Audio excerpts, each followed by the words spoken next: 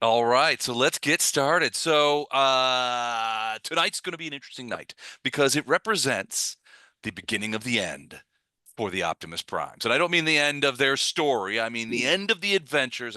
This is as you go into as you enter into the prison at the Worldwound, and it's that it would be this is the last series of adventures in this module book. So I wanted to take just a minute before we get back to sort of adventuring proper and ask thoughts as players in the Wrath of the Righteous and thoughts as characters in the Wrath of the Righteous so far as we near the end after what something like 6 years of gaming. What are your thoughts as we enter sort of the end game, the end story of Wrath of the Righteous? And I'd be very interested to hear. First, I'd like to hear Mike because Mike has an edge on some of us in that he has played the Wrath of the Righteous video game to its end, right? No, no, Not to its end. I've only played like about halfway through. I think Don's played through to the end. Don, have you played through the end of the Wrath of the Righteous video game? Where's Don? Yes. And all right, so let's talk to our favorite caravan guard of all time.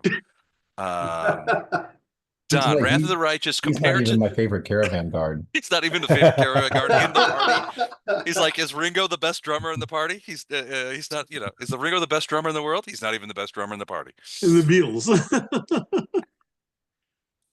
So Don, you've finished Wrath of the Righteous. Now, obviously, we have strayed somewhat Yeah. from the core tenets, in many ways. But what are And your thoughts so far? and Owlcat, the company that does those Pathfinder adventures, does a pretty good job of staying true to the story. Okay.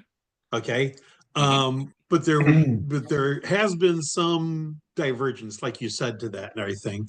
And it can't really do as open as tabletop RPG.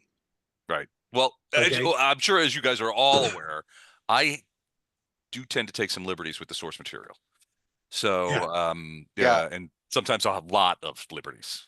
I Don, in don't the original content, how did the Paladin do on a sky whale? Did he ride off into the sunset at the very end? Weirdly, I sky whales aren't looked even in the forever and I never found a What? skyway. sky whales aren't even in the book. So it's just a whole new thing that apparently I just Um, threw in there. I also didn't have to roll. I don't remember rituals to close it. I remember fighting several large combats and everything.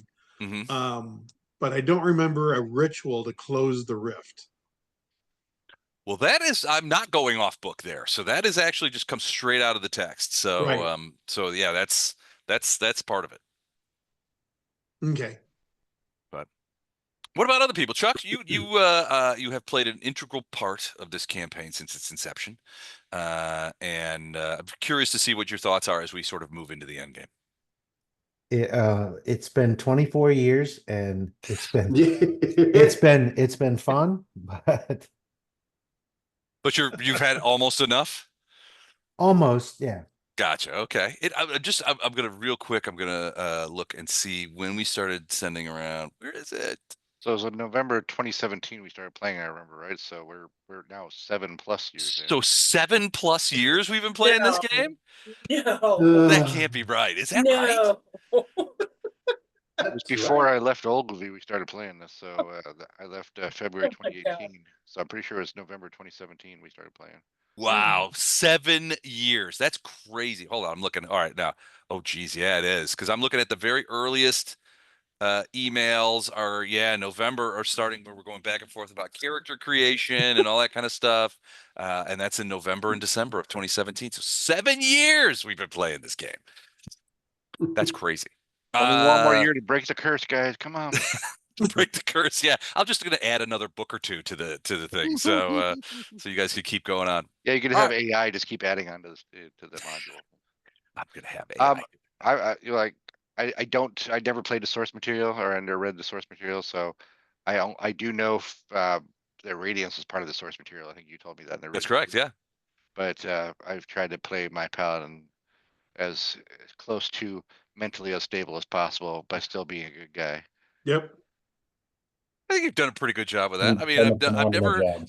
we've never had a, I can only speak for myself as a DM, but in my experience, we've never had a paladin in a party in any campaign that needed a book. Right. Since when can you not torture your?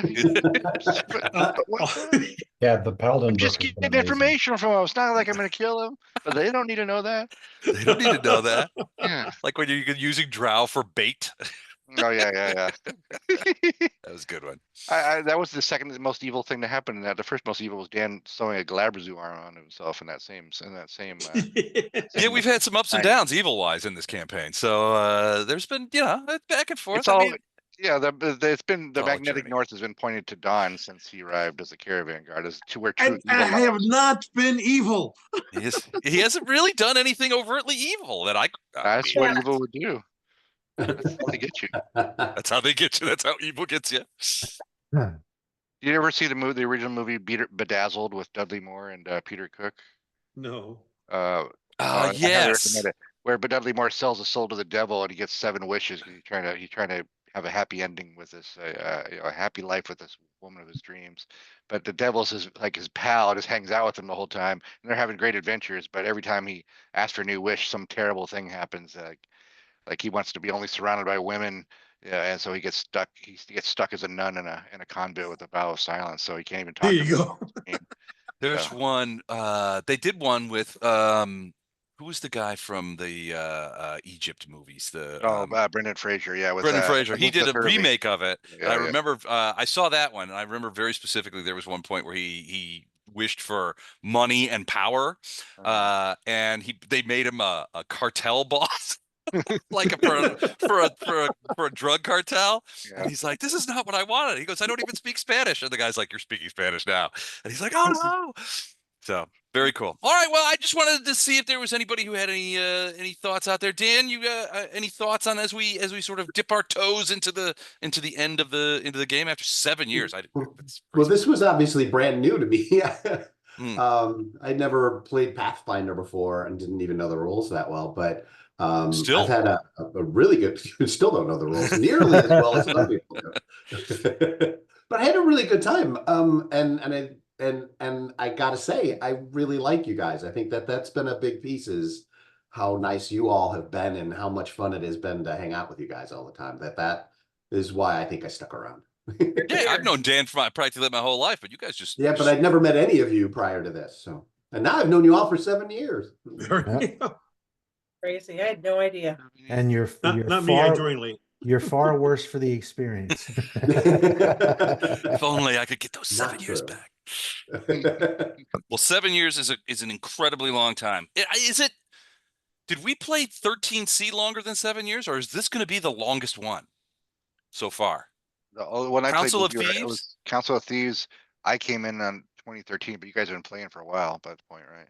But I really think it was like 5.5 or 6 years, though. So this might be the longest campaign we've ever done. So I'm gonna have to do the math, and we're not done yet. Was it Necromancer? My Necromancer? That wasn't part of Council of Thieves, was it? That was Council of Thieves, yeah. Council of Thieves. Okay, so I was in that one. We did the Council of Thieves Adventure Path, and then we went on to do the War of Two Queens. Was the end where you guys where it was on Tuneroth in the astral plane. The dead demon's corpse or whatever. Mm-hmm. Yep. Good times. Yeah, that was a fun time. All right, so let's jump into this. So last time we played, you guys managed through hook, crook, and scheme to kill one of the biggest and worst and toughest big bads on this in the city of Iz, Karamzada the Balor, who ultimately was the downfall of Terendelev and the instigator in large part behind all of the stuff that has happened since you guys left that one city that crumbled into the dirt.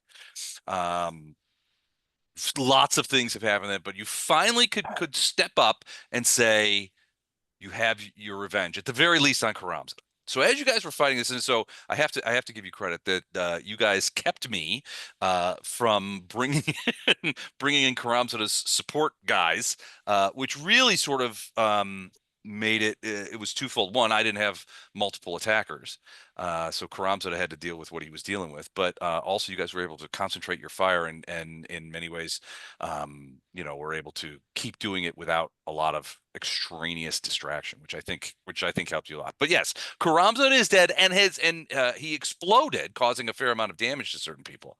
But as we start tonight, you guys are standing out on this blasted plain in the center of the city of Iz, with the screams of demons in the distance all through the city, as the city begins to wake up to the fact that Karamzada, who was the lord of this city, is now dead. And suddenly you can hear out in the distance, once the sounds of the battle of Karamzada and you know, as you're standing near the fire that that's created from his explosion, you can start to hear the sound come up, and you can only think that it's just absolute chaos is erupting throughout the city. You cut the head off the snake, and suddenly, you know, there's anarchy, and that's the sound that you're hearing as you guys are standing there near near the body of Karamzada. You hear the city erupting in anarchy and chaos, as all of the demons who were subservient to Karamzada are now fighting with each other, escaping, trying to take what portable loot they can and get out of the city. They know something has gone terribly, terribly wrong, and they're trying to figure out what to do next. Now, these are all obviously the worst of the worst who were here, and now they're trying to get out under new management, the Optimist Primes. That said, when you guys commenced the fight with Karamzada, Terendelev herself went flying up. She's like, I'll do what I can. And Terendelev flew out over the chasm, and you guys watched. But I mean, as she began doing it, but you guys suddenly found yourselves very much engaged with a angry Balor. But in the meantime, now that you sort of look up, you can see that Terendelev, there's way up there. I mean, 1,200 feet up, you can see that Terendelev is sort of banking and whirling around, occasionally breath weaponing, you know, across the sky.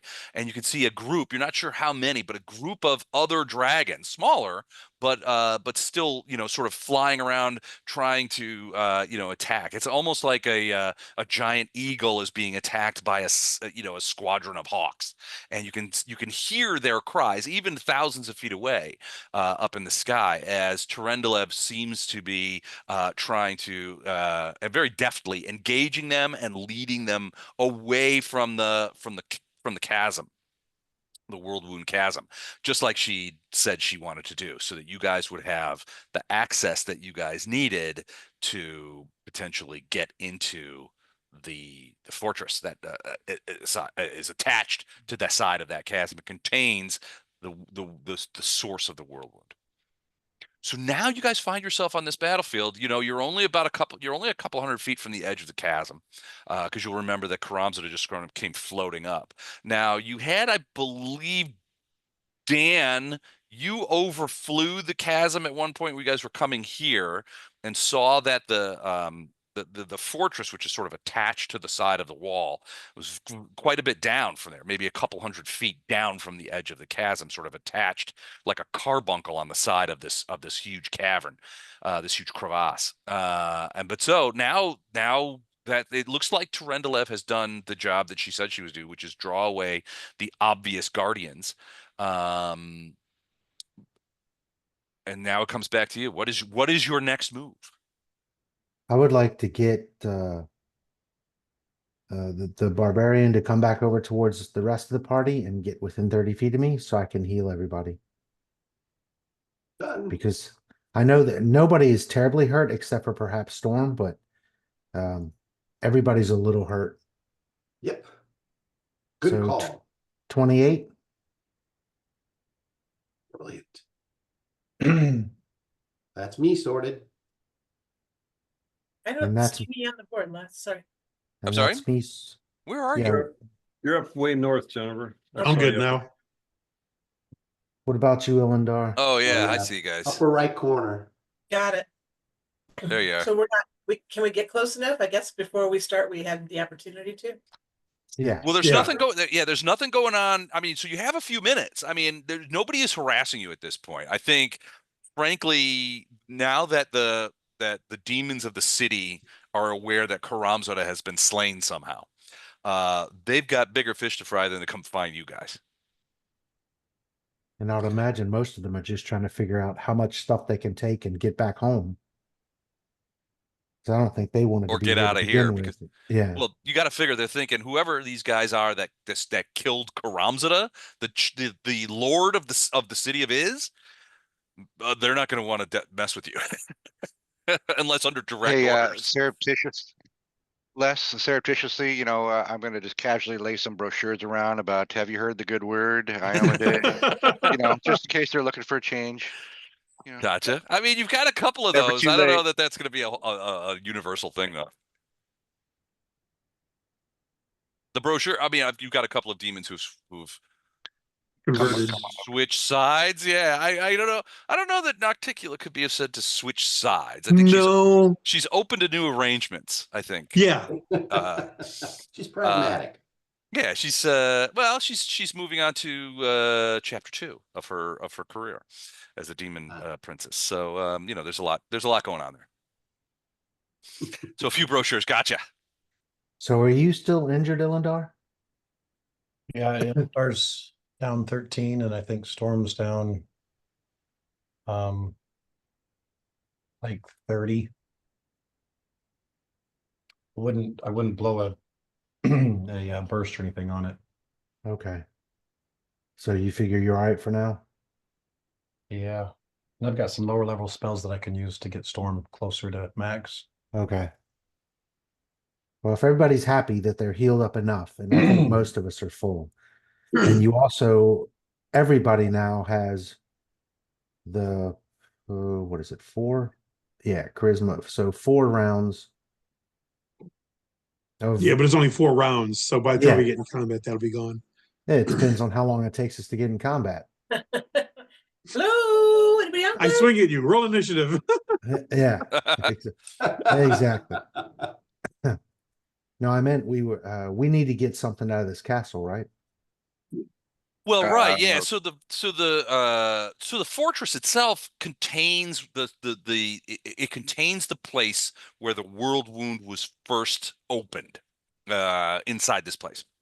And so the idea is that you guys get down there, you conduct the ritual of the Lexicon of Paradox, and then the idea is that you have the stuff you need to close it. The problem being is that it's in the process of destroying itself in such a way that it could cause a significant amount of expansion. That's going to happen probably in less than 24 hours. So you're on the clock. But then we go back to this thing, which so I made this so that we could all take a look at it. But basically, you have to do the ritual and you have to do that DC 100. But of those things, you can notch that down quite a bit to try and do this. So you've got secondary participants, dimensional locks in 4 key places inside Threshold. Threshold is the name of the fortress. You've slain Mistress Anamora. You have the Nihydrian Crystal Chisel. You've slain now Karamzada, which is 6 points. You have the Suture in hand. I've got those in yellow as opposed to green because the condition. While you have the stuff, the condition hasn't actually occurred yet, so it's potential. But there's a lot of other things, including at least 4 slains or released, Yeah. which could result in a bunch of points. So there's a lot of stuff still available to do, and you have to assume, since you don't know who these I mean, other than Arilu, you don't know who these people are. So you've got to assume that they're somewhere inside of this fortress, this prison. Can we assume that Arilu's inside this fortress? One might expect. So I think that's a safe assumption. If she's not in there now, because remember the idea is that they are well aware of who you guys are and what your aims are, and they expect that you want to close the Worldwound. What they didn't expect is for you to return from Dresden so quickly, right? Their thought was, if we can run out the clock, the Worldwound expands greatly, and suddenly we're suddenly those guys from the Optimus Primes don't mean a whole lot anymore because we've ripped a giant hole in the space-time continuum to allow legions of demons to just walk out. We're in stage one still, right? Because we have two stages, right? We have to we're stage one is one that has to read the carrier. Oh, we're not even into stage one. We're in stage 0 right now, right? I'm looking at the original stuff you sent us, and I'm looking at it when you told us about it in August, I think. Oh yeah, stage Yeah, 0. like So you yeah, said. you guys are just Yeah. getting ready to enter threshold. Okay. So But you do one have, character has to I mean, read for 6 minutes. Yep. Right. Everybody else can add in on the ritual. And then stage 2, begin ritual, disable device. And success one is it we have to close a point up to 4, we have to close 4 points, is that right?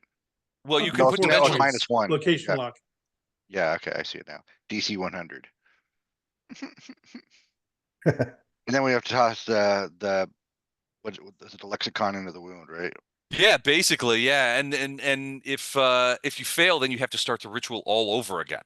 But in the meantime, one of the things that you need to be aware of is the idea that everyone in threshold in this place is going to be immediately alerted if you start the ritual. The ritual takes 6 minutes to do, which is a long time. So, I mean, you have to think about defensive measures as well. How do you protect the person who's going to conduct the ritual from from the people who are going to be desperately trying to stop it? That includes a Relo if you haven't already found her and killed her. So it's going to be all hands on deck. So we just need to get into this thing and start clearing out the evil. Yeah. Yeah, and getting down into the bowels of the fortress where the location is. So where you if can, we you can do the slay a ritual. Relu before we start the ritual, not Mhm. only does she not come and attack us while we're doing the ritual, but we get 10 lower points. So I think we should Yeah. do that. Hear me out. How about we say that had a lottery and Rito, Vorlish, Oakland, and Karamzada all were winners, right? And they just need to come to a central location to claim their prize. A police sting. Yeah. Yeah. Okay, that's cool, but they have to come one at a time. They have appointment times. Can't have all of them showing up at once. Right. It's going to take us half an hour to kill you and a half an hour. So Yeah. Stand right here while we go get your big check. Be Yeah. right back. Your number is 3. We'll deal with you in about 45 minutes. Yeah. Yeah. Don't look behind his curtain. Kill it, kill it. But yeah, I mean, ultimately, that's the plan, right? Do you have that email open, Matt? I didn't have an email. I think I hand wrote my notes and I was looking at August. I just wanted to torture you saying it was August because it's been 5 months since then or whatever. It maybe has been August. No, I wrote down here. Let me pull it back up here. Okay. Les, will this ritual take place down in the bowels, or will it be? Yeah, it has to. It has to take place at the point where the world wound itself was first open, which is down in the bottom of threshold. I think it was September you sent it, either August, September, but all I show is here is okay, we got to get the skill challenge. Okay, so we have to hit the threshold. We go to the fortress for the spot, kill Karamzada, right? If we can get him, that takes off some of the thing. Then break the dimensional lock, right? And then the Nihydrian chisel we need. Oh, these are the minuses, -10 or -6 to the DC. These are Right. all these subtract from the 100 DC thing, right? Right. So, and then the legions of, I wrote paradox, is that right? So here I found the email. So And the suture will provide bonus. Okay. yeah, Got it. basically, so what Queen Galfrey told you guys before you left Dresden was Mr. Santamora, Karamzada, and Arilu, that will weaken the portal, and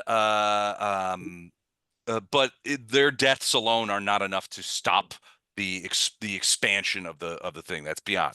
If you weaken the extraplanar nature of the fortress by casting dimensional lock at key places during the building, you can enhance the chances of closing the portal. These spells should be placed in parts of the tower where the planar energies are particularly powerful. Detect magic will show where that is. There are 4 such locations, but the exact locations are not known. You have the Nihydrian chisel. You theoretically have the suture. The lexicon of paradox is vague as to what its nature is, but it was present. The theory is the suture was present at the opening of the world wound. If it is present at the closing, it will enhance it. It'll enhance your ability to close it. So here, so there's some other stuff about the fortress, right? So close to as this is to the world wound, reality shifts and writhes between the prime material plane and the abyss. As a result, strange semi-real sensations and visions will plague people in the vicinity. These events are colloquially known as abyssal upheavals. So this fortress, which was originally called Threshold, existed before the World Wound and was once used by the original Sarkorians to imprison those they found guilty of practicing arcane magic. Essentially what they would do is it was essentially a giant slave laboratory for arcane magic users, and the Sarkorians would have their imprisoned mages do additional research and create magic items and things like that. Arilu Vorlesh was imprisoned here 116 years ago, and she recruited people to help her escape. Her escape essentially created the world. Because of the rift being so close to the rift, using teleportation, you have to succeed at a DC 30 caster check or the teleportation fails. If it fails, the spell's lost, and you take 1d4 points of ability drain to intelligence, wisdom, or charisma, depending on what your primary is. So your primary stat. The whole interior of the place is under the effect of essentially an unhallow spell. Which I can tell you what that is in a minute. The fortress's walls are infused with abyssal energy, so they're much stronger than normal stone walls would be. So bombing it out is going to be hard to do. The doors are made of cold iron, automatically lock when they're closed, although a demon's touch causes them to swing open automatically. Plus, the walls of Threshold, since this is Deskari's domain, are alive with vermin, maggots, spiders, locusts, centipedes, everything. These creatures create a constant distracting susurrus of sounds, and should any of you guys accidentally touch any of the walls, you immediately take 2d6 points of swarm damage and have to succeed at a fortitude save or be nauseated for a round, because of the walls are essentially covered in bugs and grossness. Don't touch the walls. Don't touch the walls. Safety tip. So don't cross the streams. It's like an Indiana Jones trap. When you get down there, what happens is one character leads the ritual by reading several passages out of the lexicon. That character must be able to read Abyssal, Aklo, Druidic, and Thessalonian, or have comprehend languages going. This requires concentration and takes 6 minutes. At the end of each minute, the reader must succeed on a will save, a DC 25 will save, or take 1d4 points of wisdom damage as the contents of the book slowly drive them insane. Casting spells like Restoration on the reader will help that he doesn't collapse from wisdom drain or die before the preparation. Once that's done, the shuddering and shrieking of reality will swiftly alert everything in the tower. Any guardians left alive in Threshold will converge to attack the players once they begin the ritual. So it's tactically sound to try and clear the fortress out as much as possible before getting to the place of the ritual. Then you do the ritual. Stage 2. You invoke the paradox. You can do this by focusing your energies.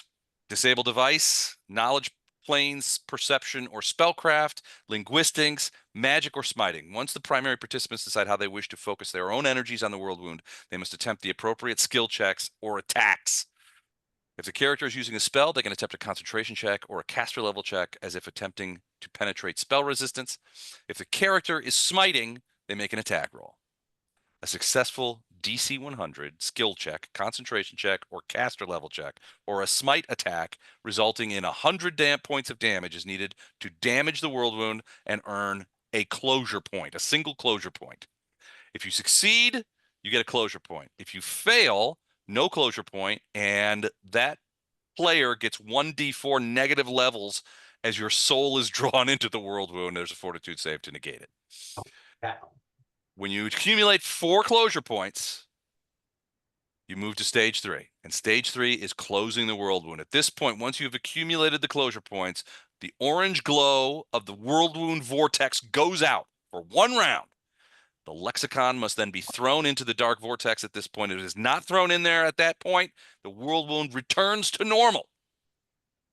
Well, And then, theoretically, the world wound will be destroyed.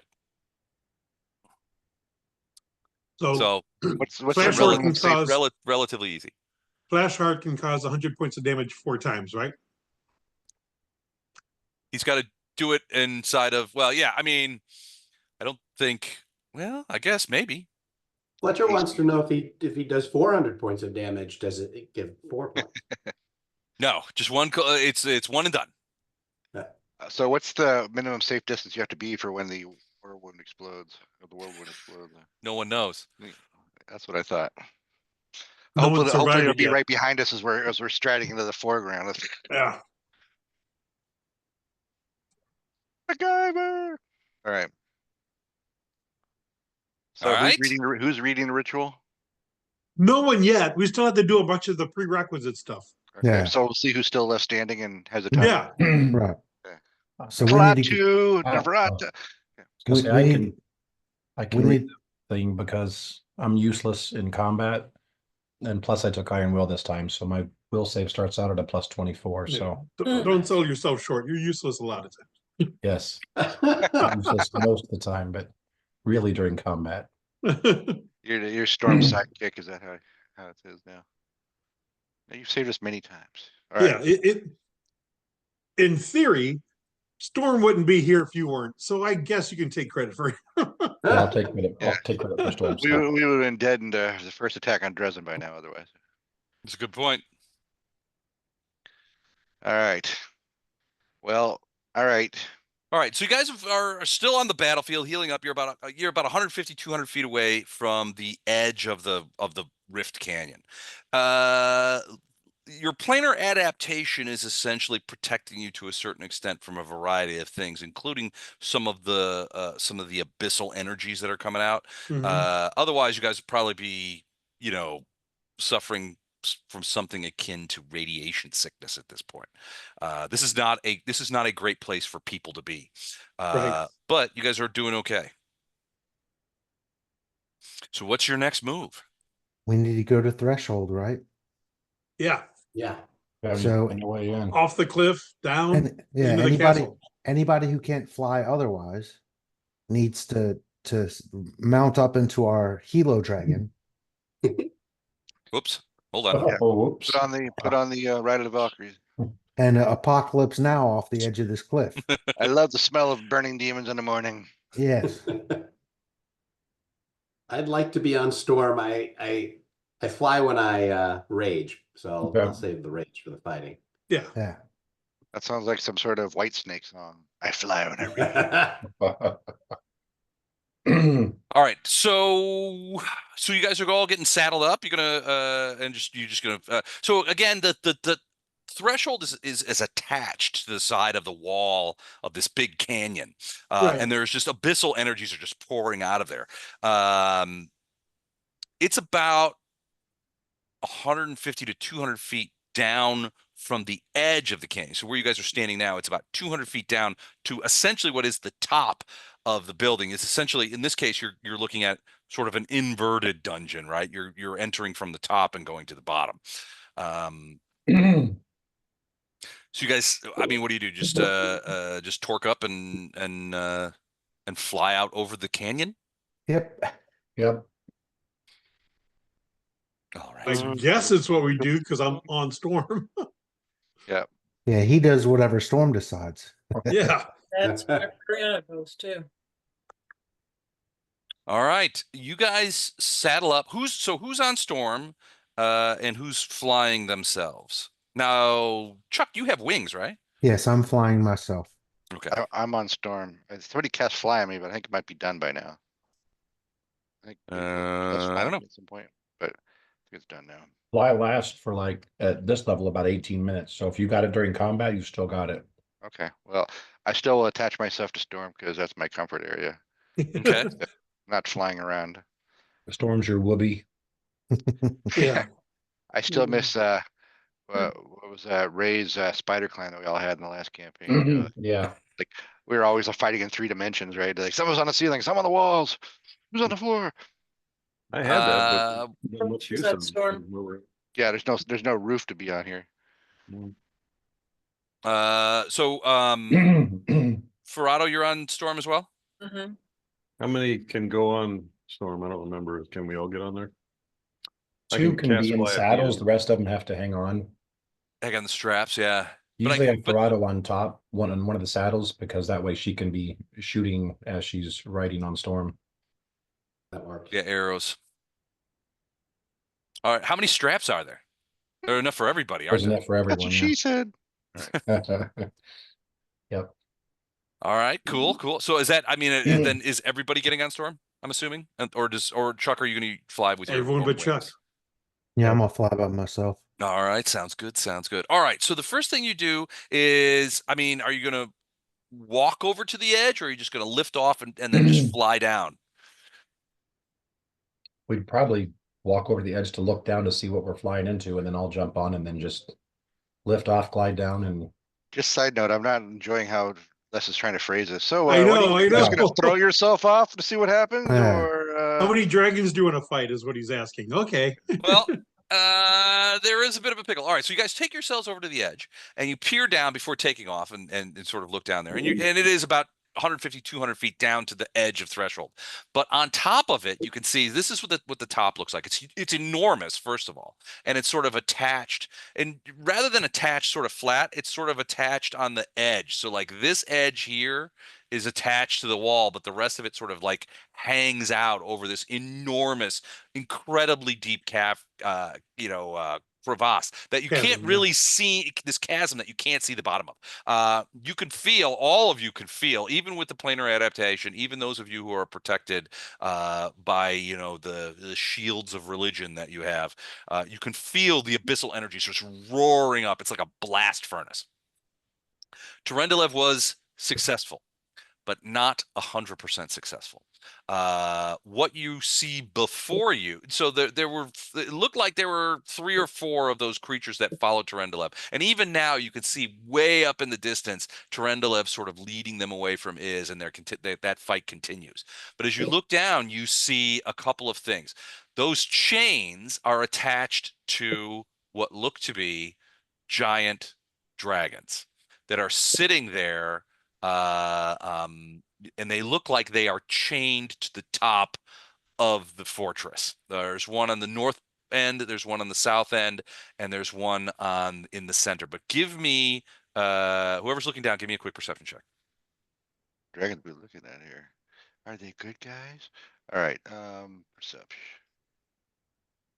There you go. All right, what do we got? Lothar with a 29, 15 for Flash. Okay, a lot of good perception. All right, Flash Art, you don't know much about dragons, but you can tell that these are all black dragons, and they're pretty big, which would lead to indicate that they might be pretty old. so There are 3 of them. Great. do they look like they're chained to keep them from escaping? They look like they're chained to keep them from escaping, but they also look like they have a lot of lead, right? So there's a lot of chain attached to them, and it's sort of dangling down. Your Black guess dragons are is from our plane though, right? They're not from the Hellscape planes, right?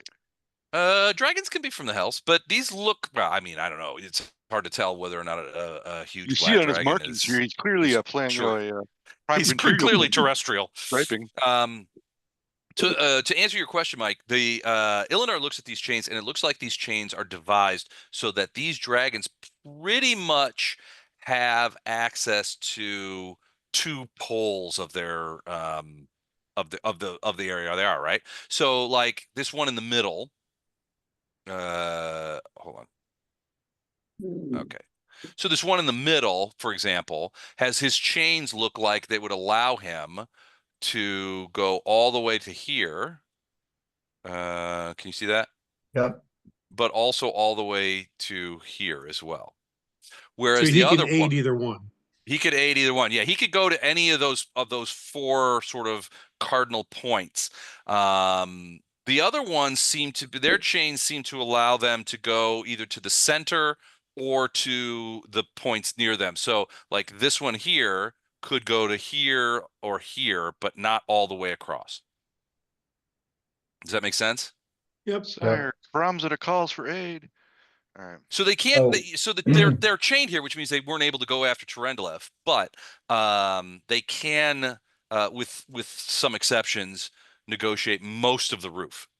So my thought is they're evil. They know this guy that's like so much more powerful than them just got wasted. I mean, everyone knows that. I wonder if we can try and parlay with them and say, hey, if we come break these chains, will you guys leave? That's my line. Parlay. Parlay. I think that's a great idea. Who speaks So- dragon? I'm double checking the book, I but do. Lothar didn't write anything about don't negotiate with dark dragons. Black dragons I guess it's are okay. chaotic evil. Yeah. I guess- Lothar says it's okay. When did Lothar say that? I heard him. Hold on, I'm getting the book out. I checked the book here. It was not in there, so it must be good. I must have missed that memo. Yeah. No, I heard him. Yeah, anybody who trusts Gato on anything for any reason is No, just I don't. rude.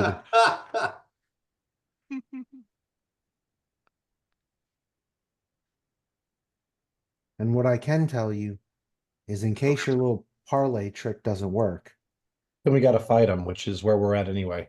I have a second planar adaptation mass. I can recast it and make the element that we have resistance to acid. Is that what That they would be throw? pretty awesome. Do you guys want that? Yes. Let me see how the initial Parlay. parlay goes. You might want to do that You before you said that start to parlay. Who's parlaying? Is charisma I- going to help here? Because that'd I be will. my job. Okay, you do it. buddy. diplomacy is kind of my only skill. Perception and diplomacy, I'm really good at those two. All right, the first page in Our Paladins Allowed to Do That is making deals with demons or devils.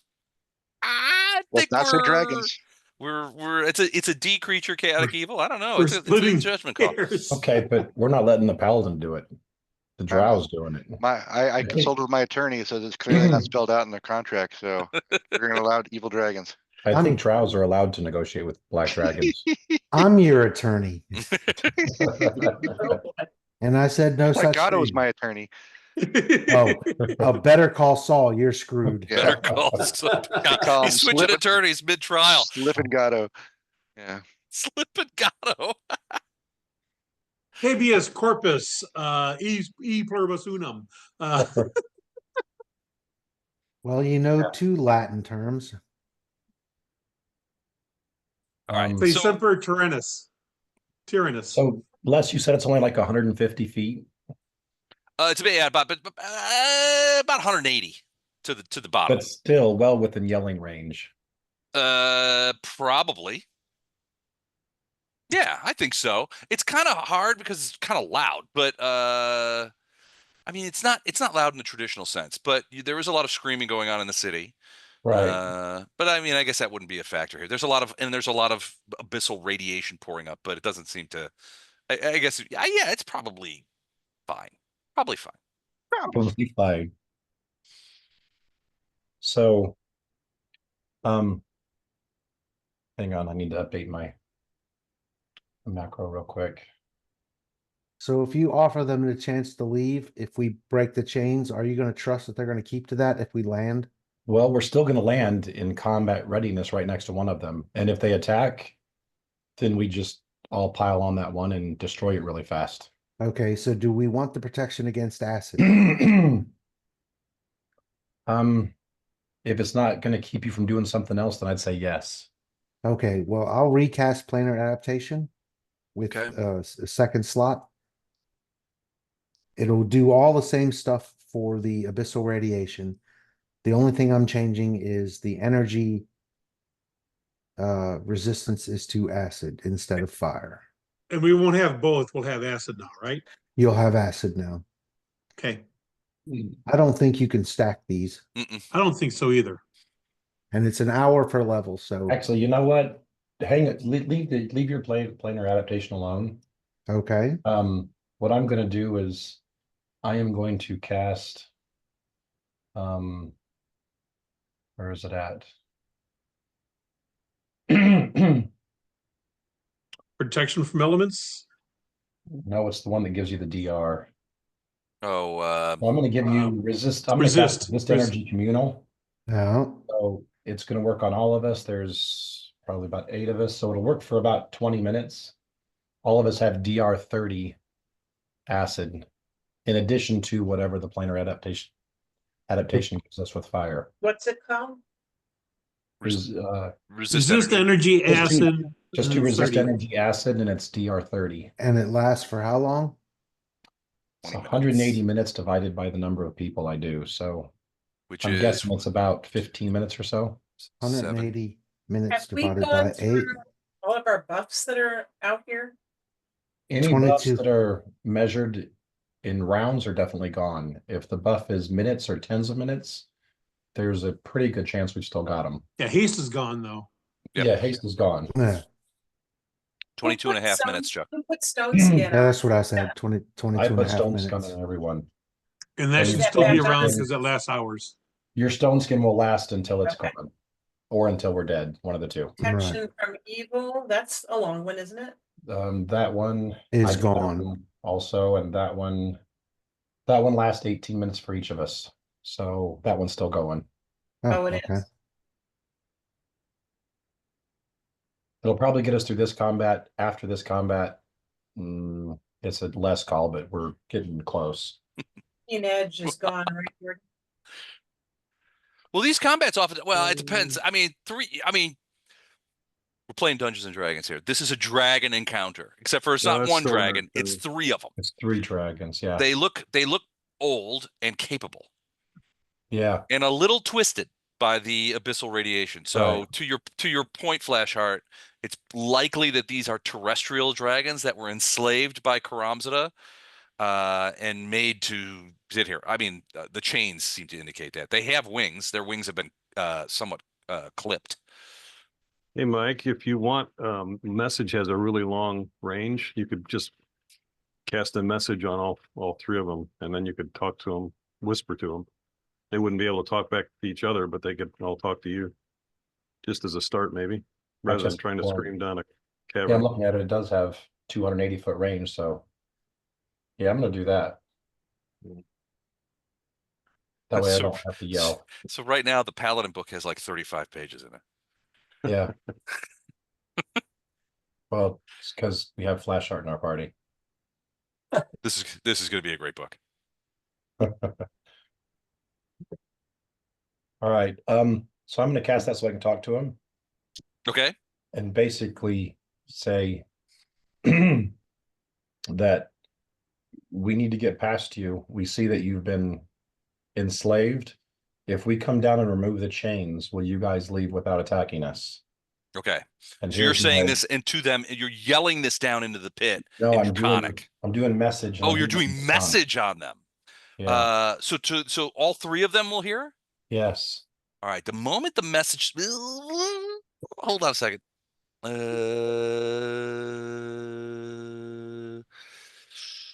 Give me an SR. Well, is message subject to spell resistance? No, it's not. It is not. Okay, so No save either. it just happens. Okay. Yeah. All right. So the Yeah, because it moment can't do any harm. the message spell hits, even before you start speaking, all 3 eyes look, all 3 sets, they whirl around and you can see that, their mouths are open. You can see the acid sort of dripping out of their jaws. And you can also see them sort of like, talking's too strong a word, but give me a dragons are arcane. Give me a knowledge arcana. Those of you who have it. There's my diplomacy check. Okay.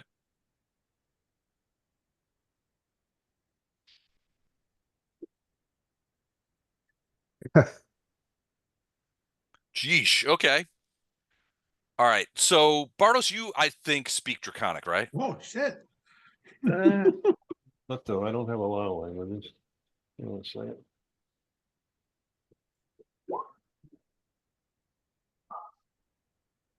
I don't speak Draconic. Okay. But Yeah, look at that. I got 25 too. Hey, That never happens. yeah. Yeah, it's pretty good. Natural It was a 20. Look natural at that. 20. All right. So Actually, as my uncle was a black dragon. he was sort of the black dragon of the family. Yeah. All right. So a couple of things are happening. One, the moment that you guys see Ilindar cast the spell, and it's silent to you guys. You guys aren't included in this, I don't think, right? No. No. So it's silent to you guys. All you see is Ilindar sort of staring down into this rift canyon, and all of these dragons all at once just sort of like look up, and you can see that they're sort of slavering and that kind of stuff. And then there's a pause where you're guessing that Ilindar is saying whatever it is he has to say to these creatures. At which point they start looking at each other, kind of like this, and they begin making these sort of like almost like barking noise, like so, Flash Art, you speak Draconic, right? Did you say? I know Um, Ilindar, you speak Draconic, right? I don't Yes, I believe I do. speak Draconic.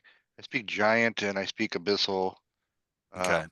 I mean, they've been here a long time. They got to be able to speak other languages. Come on, Well, so they're they're speaking. ancient So dragons. They probably Ilin, speak common. you guys don't know what they're doing, but they're sort of making these sort of guttural barking noises at each other, that kind of thing. And Ilindar, it takes you a second, but you recognize that this is a very sort of weirdly truncated version of Draconic. And I mean, you can't really make out it because it's not like full sentences. It's not like they're sort of like they're sort of like kill, no, that kind of thing. They're sort of like discussing it in Mhm. this weird sort of halting guttural language. You think that they have been warped sufficiently by the radiation. These are old dragons, Yeah. and they have been here for God knows how long, chained to the top of this thing, subject to all the punishment that the abyssal radiation can deal them. But again, they're dragons. They're innately tough, but they have been warped somewhat. But they seem to have made around it. They seem to like they're talking it over. Um, and they're Are they saying, like deaf like Homer Simpson's dad, Grandpa Simpson? What'd he say? What'd he say? no, it's not like, well, the message came into their brains. So and so Ilindar, you also get the impression that these are very, very old, very capable black Oh dragons. yeah. And you're getting Which the is the impression only that they reason. might be brothers and sisters. They might be siblings, all from the same clutch is the impression that you get. Yeah, they're tough, which is the only reason I'm negotiating. Otherwise, we'd have just went down and easily destroyed them because they're evil. So the one in the center seems to be the oldest and the leader. Mhm. And he sort of looks back up to you and thinks to you in Draconic, Mhm. uh, and it comes through to you, and it basically is like, it's much more eloquent in Draconic than what they're barking at each other. You think it's their Right. physical manifestation is things, but Mhm. it's all like, it sounds like a sweet deal, but why should we believe you? We know that you are the killers of Karamzada, but there is much below that you have no idea how strong it is. Right. So, since we killed Kramzada, we know we can easily destroy the three of you, but we need to conserve our energy because we've got stuff below that we need to go after. So, We have to I pull see out a that you've been resume of monsters we enslaved, killed.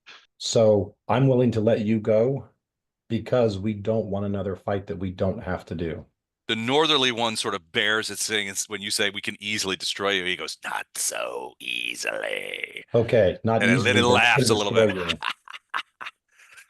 And the southern Kramzada. one kind of goes, I would take a great deal of pleasure eating that, whatever it is next to you, that pseudo thing that mimics our form. That is no Oh, dragon.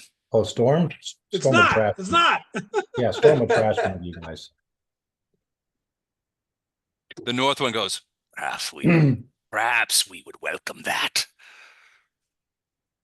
Your call. I'm giving you your freedom or you can die. Either way. They look back and forth at each other and kind of like you can hear that sort of barking again, and it's hard to understand what they're saying. It's almost like because that they're mutated and it's sort of like this weird shorthand that they're doing with each other. But they sort of look back at you and they say, hold on, let me see what they say. I gotta check something here. Gotta check your magic 8 ball. I gotta check their skills. Oh, All right. So what was your persuasion roll? 47. 47. All Damn. right. I'm So persuaded. this it was pretty good, but it is I'm contesting it. And this is that. Ooh, okay. No. So they seem dubious, but they seem amenable. How do we know that you can sever these chains? We have spit. He sort of grabs one with one of his things. He holds it up, and you could tell that it's like some sort of ensorcelled adamantine. You could see that it's pitted and rotted. You could tell. I mean, these are creatures that are of acid, right? They have tried to melt these chains over the course of however many, decades that they've been stuck here, Is and there a they have. lock? It's kind of, yeah. There's locks. It's around their necks, Yeah, Okay. We have a Fletcher. I've got a no. It's a lock. but it's made of the same material. Okay. I said I've got a caravan guard here. Yeah, a simple caravan guard with his father's sword. I can see it now. The dragon's Grandfather's sword, actually. Sorry, grandfather. So of course you hear him talking about, oh well, they've got dragons are like, Yeah, oh, I guess they're legit, you know. why didn't you lead off with the Why fact didn't you had a list it? caravan Yeah, why didn't guard? you Why did you list that amongst our assets in the first place? Say so. Come on down, you know. That kind of thing. Oh wow, that changes everything. So they're like, all right, we have a deal, but if you find yourself unable to release us, the deal is off. If you do somehow, by all means, succeed, then my brother and sister and I will leave and depart this place, never Okay. to return. You have our word as chaotic evil dragons. Good enough for me. That's funny, but okay. So Les, Yes. in the book, is there a lock on these things? Well, for one, you shouldn't be reading the book. Second, No, I haven't. yeah, of course. Okay. And Okay. there is a DC for picking it. There is. Okay. Okay. All right. Lan, we're let gonna me go off. down. Everybody stay together, and I definitely want Storm and Fletcher, like basically at Gato's left and right shoulder. Okay. So I want to be somewhere in the Matthew McConaughey position, or he was like where he jumps off the tower to try to slay a dragon with his axe. I want to be up there. What was that movie That was called? Woody Harrelson. Christian Bale. No, Christian Bale's in it. Woody Harrelson was Yeah. in it. Yeah. Woody Harrelson was the guy that jumps with the axe. No, I think that's Matthew McConaughey. They're the same person. No. Yes, because yeah, okay. he's got his head shaved in that movie. I could be wrong. Reign of Fire is the name Rain of of the movie. I Fire. believe. That's what it is. Yes, thank you. That's a great That's a kind of great sort of cheeseball movie. It yeah. is a It's good movie. it's Yeah. not bad. It's one of those that it's like Sunday afternoon. It's raining, and you're Yeah, you're At the flipping end, the he's- channels. I was At the end, he's telling the kids a story, and it's actually Star Wars, is what he's telling. Yeah, it's like I was thinking the other day because I was watching a piece of it. I had Dragon Slayer. I'm like, why haven't they remade Dragon Slayer? But I watched Dragon Slayer again. Like, they don't need to remake Dragon Slayer. It still holds up. Dragon Slayer is a movie. solid movie. Solid. There's a lot of. I'm still a fan of Hawk the Slayer, though. Still, Hawk the it's just Slayer. a great sort of check Rest your in brain peace, at the door. Rutger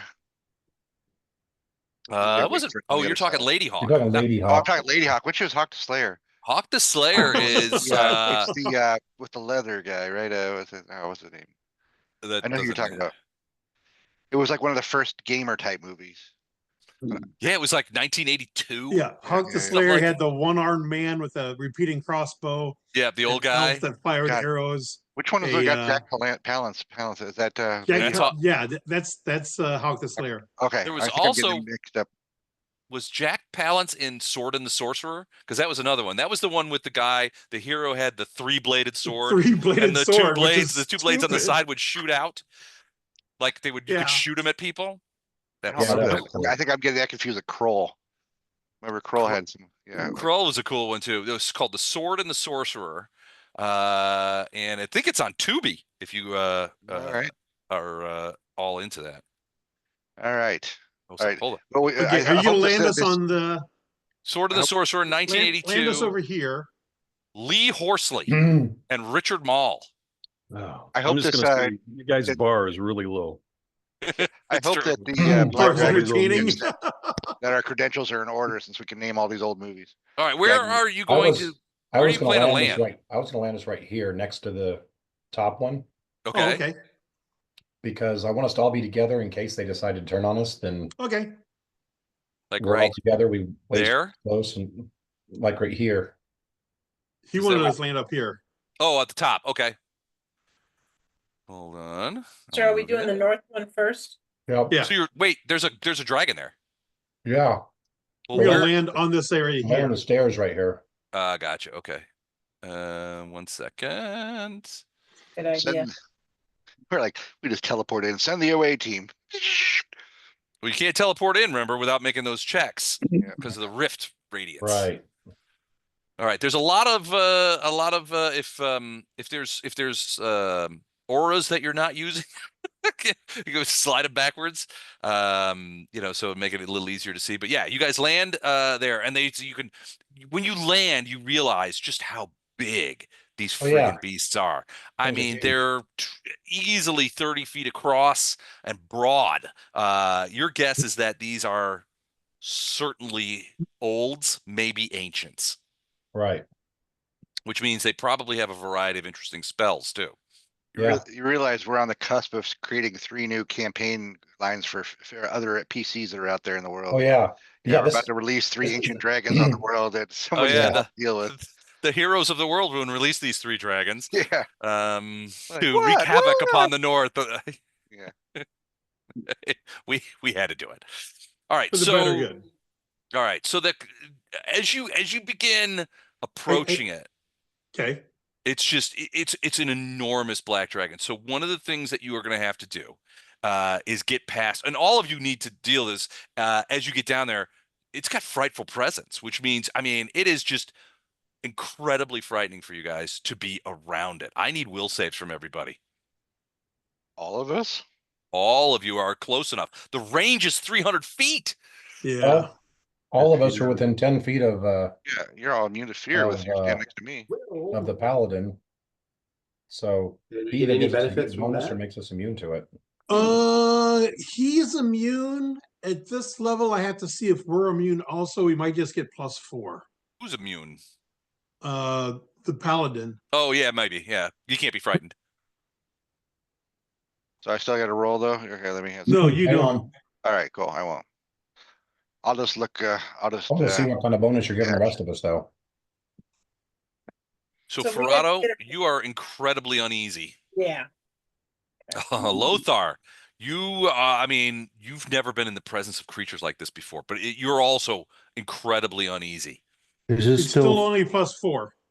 Okay, so Jennifer or is it still? Corrado got a 24 then, Does that help?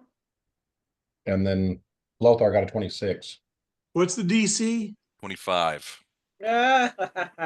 Okay, so So, Part of your Gato, angelic aspect check, doesn't that have some kind of bonus for saves? Yeah, but Can't, Oh, I can't rolled Gato a do a 1. secret handshake with the Yeah. dragon. Fear No. effects? I just mean, doesn't it have for Yeah. everybody?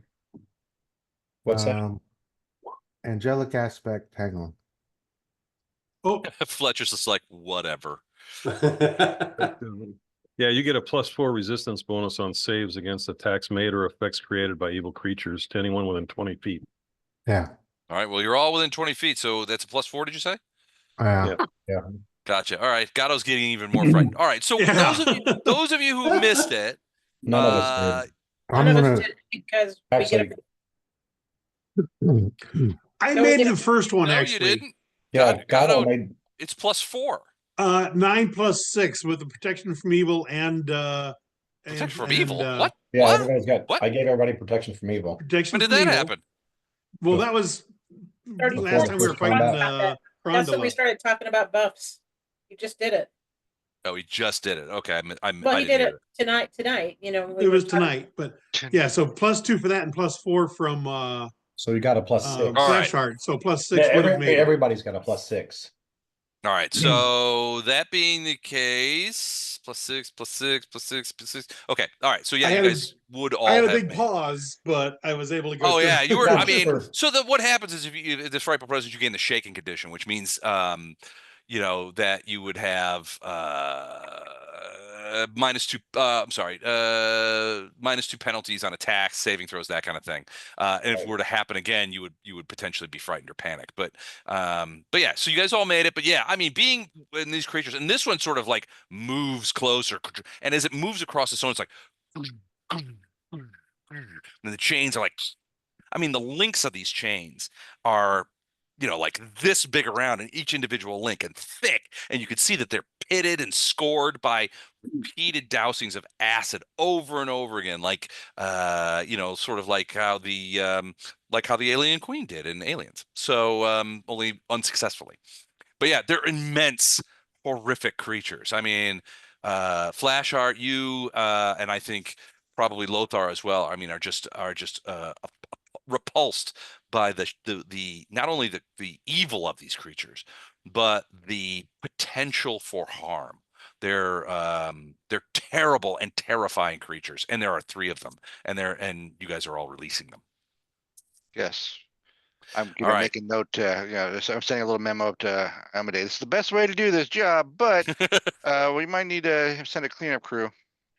All right, Gato, the creature sort of lowers its head down and smiles as you come forward, and it's this Please. big sort of, I mean, the teeth are half as long as your body, and there's row after row of them, and you can smell that. I mean, your eyes are watering from the acid that's down in this creature's gullet. Imagine the worst belch you have ever had times 10.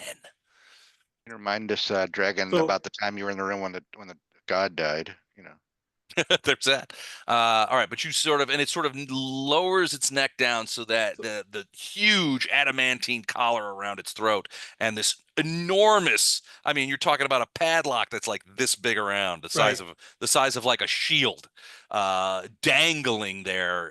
The mass of it is just, I mean, you suspect that it weighs hundreds of pounds. Just the lock, the Just the chain, lock not even itself. the chains, the lock itself weighs hundreds of pounds. These creatures are just tossing it around.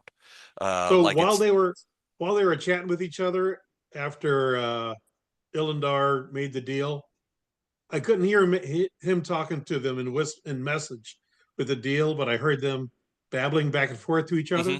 Yeah, it was I there. took Oh, I go took a ahead. potion of tongues at that point. No, I saw it. Yeah. Okay, so I still have that going. Yep. So as I get closer, I say, um, Who's a big you know, kitty? no. Who's a big boy? oh mighty one, my mistress Nocticula bids that you hold still and be patient while I release this lock. He kind of like those enormous sort of cat-like, lizard-like eyes kind of look at you, and the roomy yellow of them kind of look at you, and then you hear it kind of making a hissing sound, like, and you realize with the start that the creature is laughing.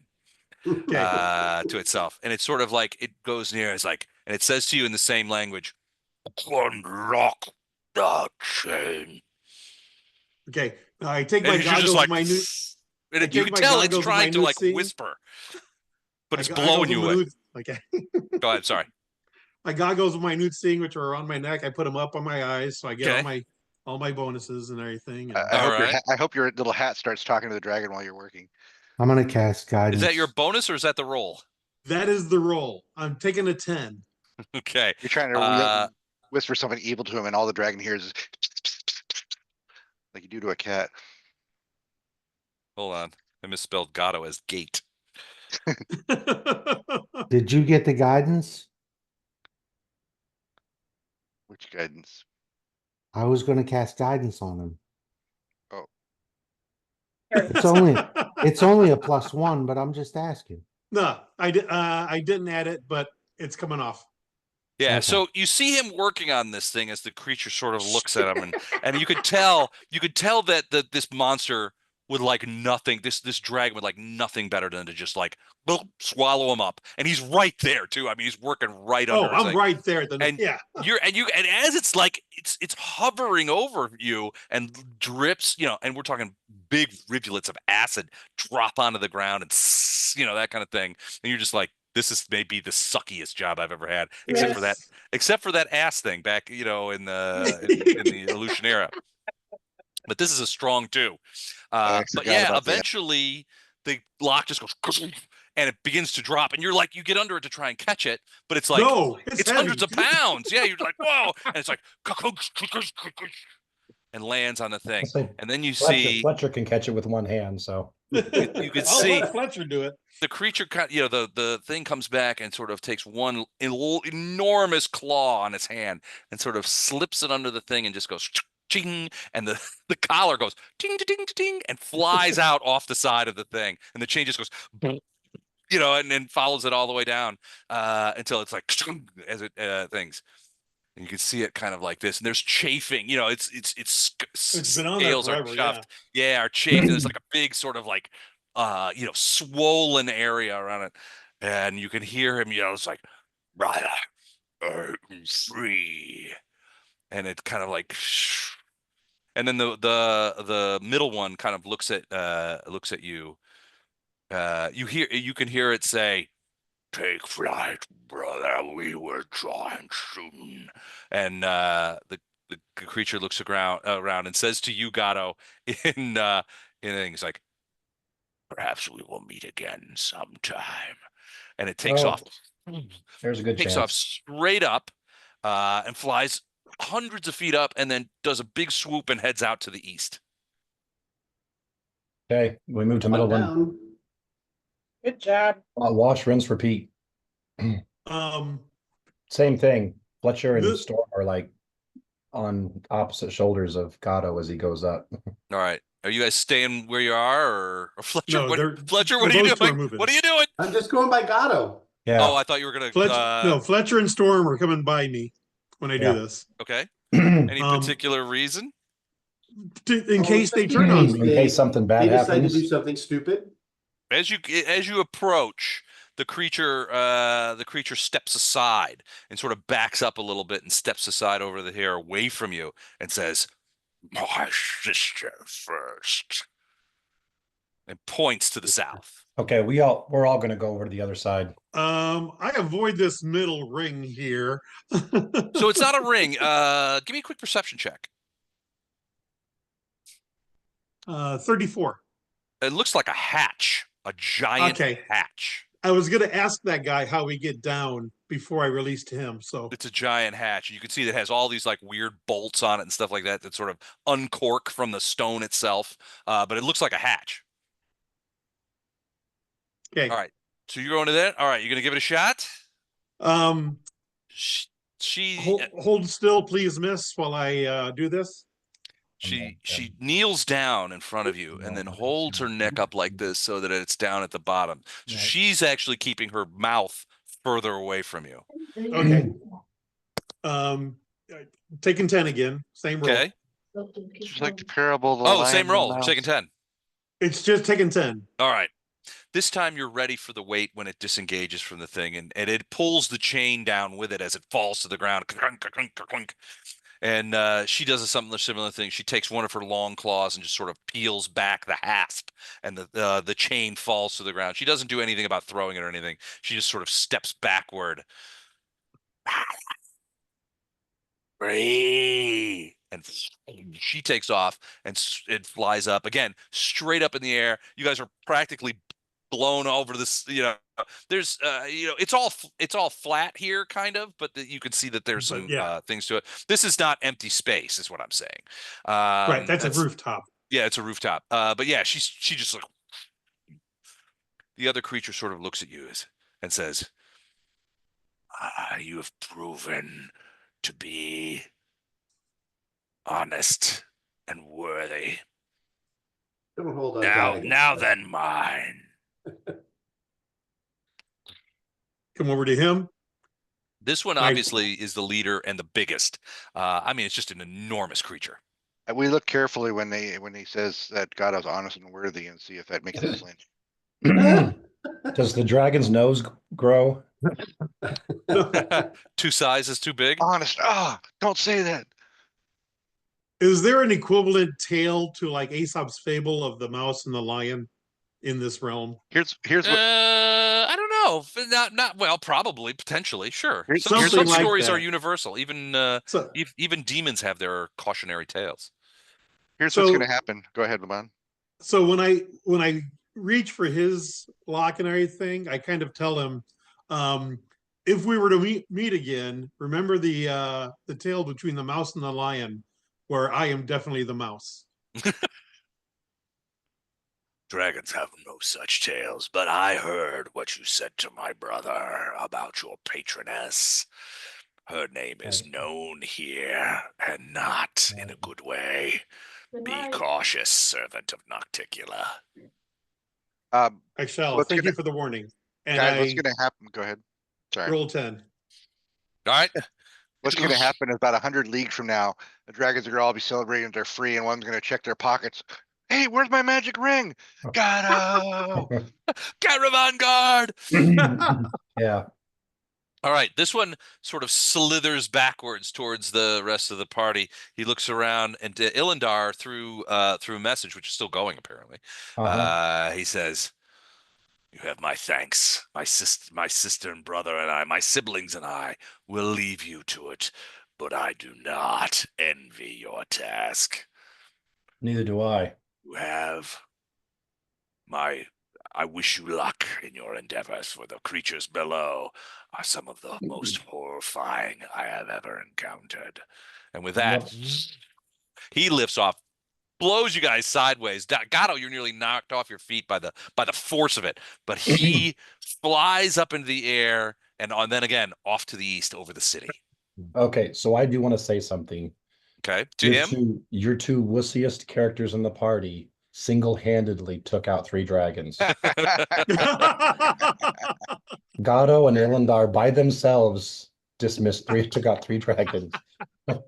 Hey, Or updating if the you book were here, it if you says were no say dragons now, a but- paladin or a lawful good priest might say our 2 weakest characters released 3 dragons to go act predatorily on the poor innocent morally creatures of flexible, I think is the words No. we're using. That's not what happened at all. Well, it was good. The parlay worked, and that was a hell of a diplomacy roll too. That was So great. I had to give you the shot. Nice work, gentlemen. Nice work. All right. All right. Now you're standing alone on top of this fortress, and it's it's quiet here. But as the creature, as the middle one sort of takes off, you feel one last message come through to him, and he says, "The Raspers are returning." Thank you. We got to get in I right need to get away. inside. I check for traps. All right. You do not see any traps. Now, obvious, what you do see is an immense, heavy, and ensorcelled hatch. It's got a bunch of like these bar type locks that just bury themselves. You see the lines across it. Those are Right. all like where you pull the actual things, these pipes out of the stone. There is one largish hinge that you could pull this back on, but you're guessing this thing could weigh. I mean, this hatch, it's metal. It could weigh well over 1,000 pounds. Hey, Storm, open that up. That's why we have a Storm and a Fletcher around. All right, I back away. it is technically Yeah. locked. So you have to unlock it. so it's technically locked, but it's these bolts. Now there are some locking mechanisms on those bolts that would need to be sorted out. So Okay. So rogues, when they disable devices or open locks, they can work against magic also. of course. I'm gonna take 10 on that. All right. Which would be the same Same number. same disabled device. All right, Yep. that's going to be It's that's gonna be 7 higher if I'm disabling a trap. Oh, it is okay. Okay, good. Well, that's higher than the DC on this. So you do. So Gato sort of like very quickly crab walks around the top of the hatch, and he's walking on top, and he's pulling these levers, and he's twisting these things and that kind of stuff. And then after a moment, he jumps back and gestures at Storm. All right, off you go. I want you guys to know that these are the hardest locks I've ever picked. So they're taking you a couple seconds apiece. Well, yeah. You don't just have to look at them. Well, in this case, it took him probably close to 30 to 40 seconds for him to get all these done. Okay. The locks on the dragons, those probably took close to a minute. Okay. Well, Storm's gonna, with her claws, rake the thing, pull the thing open, Okay. and then she'll say, "All right, everybody in." Gato, roll a d12. Gato rolls a d12. 4. Okay. You hear boom as it sounds like something has slammed into the outside wall of the threshold. And by something, I mean like a meteor, just kind of like, I mean, it's almost like it's so big. And so first of all, I need reflex saves from everybody on the roof that's physically standing on the roof. Well, I guess I would have stayed on his back, so. All right, so so you don't necessarily have to roll. Unless Illendar asked us to get off to make him more agile. I don't remember him saying that. That would make sense that Ilendar and Corrado probably would have just stayed on Storm. Okay. So I'm gonna put you guys both on there. All right, Flash Heart.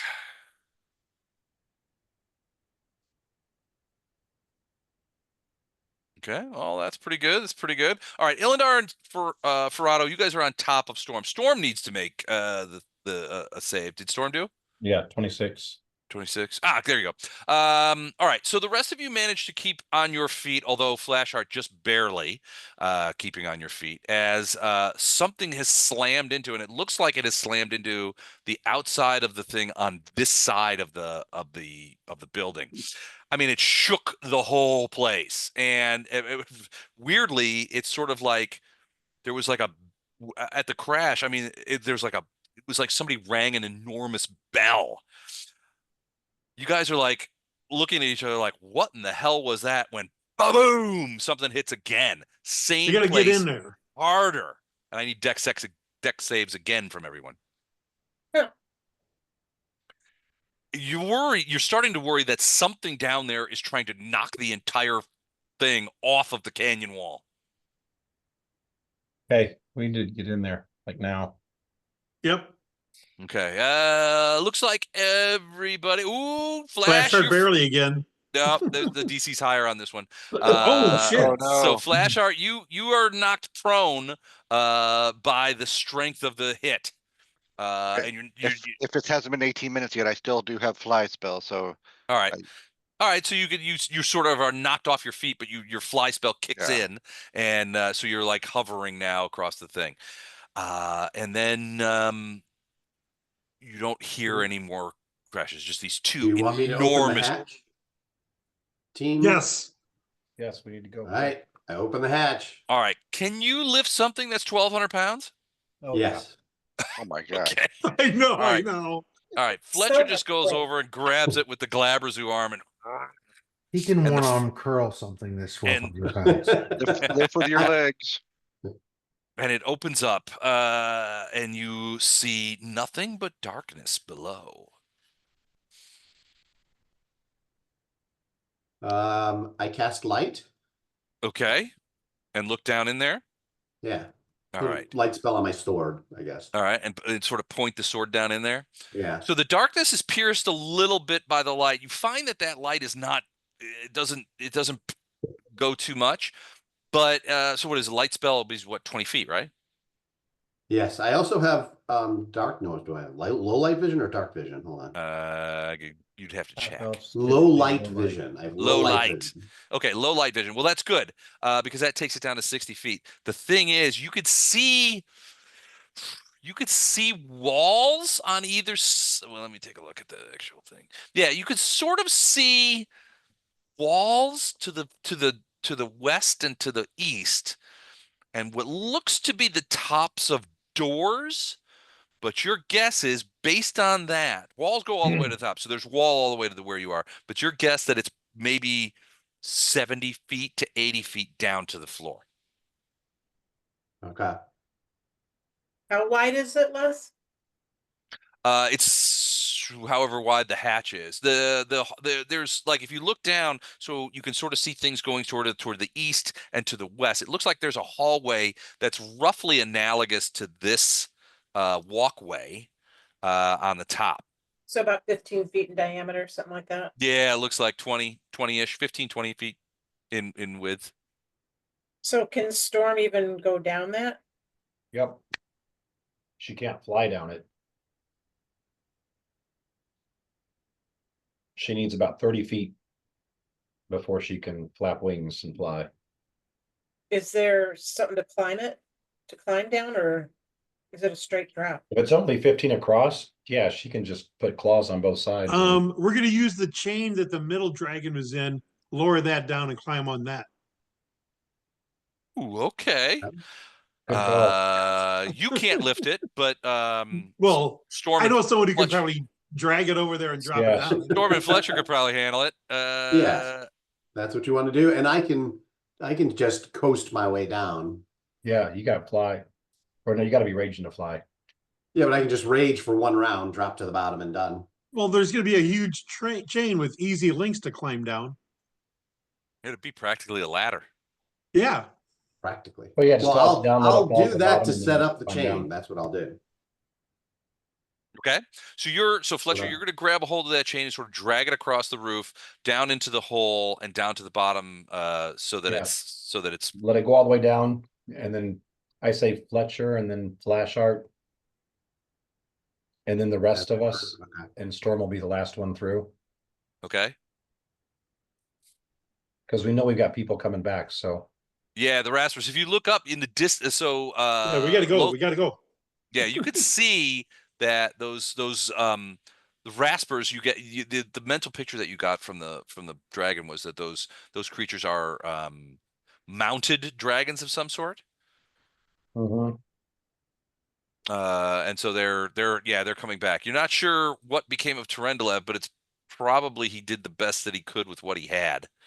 Yeah. Uh, Gato, as everyone starts running down, come have Gato look at this and see if he can relock this from underneath. okay. Can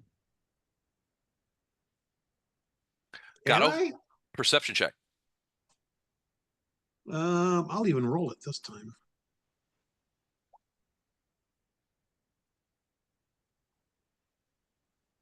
26 plus 5, 31. Yeah, you think so. The problem is getting Gato up there to close it. Oh, Gato can, I'll let Gato stay up here with Storm and just get in like one of the saddles or whatever. And Okay. then Storm can maneuver herself and grab a hold of the chain and hold herself at the top so he can do his thing and then she can drop with him. He's Or such a climb down with him. dexterous dragon. Yeah. She does have a 21 dex right now. Oh, ouch. Don't get distracted. She has a what now? How much? She's got 21 dex right now. That's quaint. All right. The Fletcher, you are grabbing the thing, you're raging, grabbing the thing and flying down to the floor. It is about 75 feet to the ground, but the chain reaches easily. And as you fall out of rage, you yell up, "I think we could come on down," and then who did you, and so Fletcher, you start there first. And then the rest of you climb down the Doesn't chain. matter, yeah. Yeah. Mhm. Here's the problem. Gato, you can't close the lid effectively without pushing the chain back up or cutting it somehow. Yeah. Makes Well, we're sense. not cutting it. Storm, you'll have to pull the chain back up if you want the door locked. Good call. Is the top only 15 feet around that she can actually use a climb skill to like kind of anchor herself up at the top without the chain there? Yeah, it's only what about, hold on, let me measure it. I think it's only 15, 18 feet. So Okay. if she spreads her wings out, she can kind of like brace against the walls and slide down. Right. But while you're doing your work, she can, as soon as everybody gets down, she can pull the chain up, throw it out the top, Yeah, go it's down just about 15 feet. and just hold herself there so you can get down on top of her. You can do your lock. And then Okay. she can coast down with both of you. Okay. It's gonna be a I gotta climb step away check. for a second. I'll be back in a minute. I had to get into a big That's battle. not gonna work because where you would hold yourself, well, maybe. Would it be a climb check? Here, yeah, definitely. Let me show you. Look, tell you what. Let me show you where you're gonna be at. All right, so we're gonna switch maps here.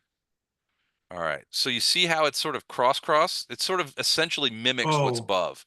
So there's unless she's and my thought is that she would have to be braced here. Can you see that? yeah. Okay, so you'd have to be braced there, which is sort of just a little bit off angle. I mean, it's possible we need a climb check. So all the rest of us are down. It's Mhm. just Storm and Gato up And top. Gato up there. Storm's got to do a climb check to And see if you can Storm's hold can on. do. What if we were to build a wall of stone, a horizontal wall of stone to close that area? That would work too. I think Would she that can In do fact, it. if you close the lid, put the wall of stone there, that would be doubly sure to Yeah. keep the raspers out. All right, so 28 climb check. All right, so so Storm is up 75 feet in the air, and it's got her claws just like buried in this demonic stone. That's kind of a thing though, because it is covered with Don't touch the walls. Storm. Storm takes. Hold on. Storm takes 9 points of swarm damage, Okay. and I need a fortitude save to keep her from being sickened. Oh shit! I can just barely do a 2-inch wall, thick wall. Did she make it? She made it barely, but she made it. Let me double check, make sure. Hey, lock it quick. Yeah, DC 20, or be nauseated. So nauseated means like throwing up, incapacitated. So that's Right. all right. She's probably gonna to do this. He has to do that. So it's probably gonna be another round that she's gonna have to take. But she's just holding on as best she can as these centipedes and Yeah, crawlers and she'll maggots tell are him. biting. She'll tell him, hurry. I'm going as fast as I can. All right, do it. You taking 10 on that one? Taking 10. All right, you can pull the thing down, boom, but you're still shooting the bolts. It's going to take the whole round, but taking 10 will work, and you do get it locked up. Storm takes another 7 points of swarm damage. I need another fortitude save. As the centipede poison begins to make her feel ill. 34, no problem. Not that ill. All right, and then she climbs, I'm assuming just like leaps down. Yeah. Yeah. Okay.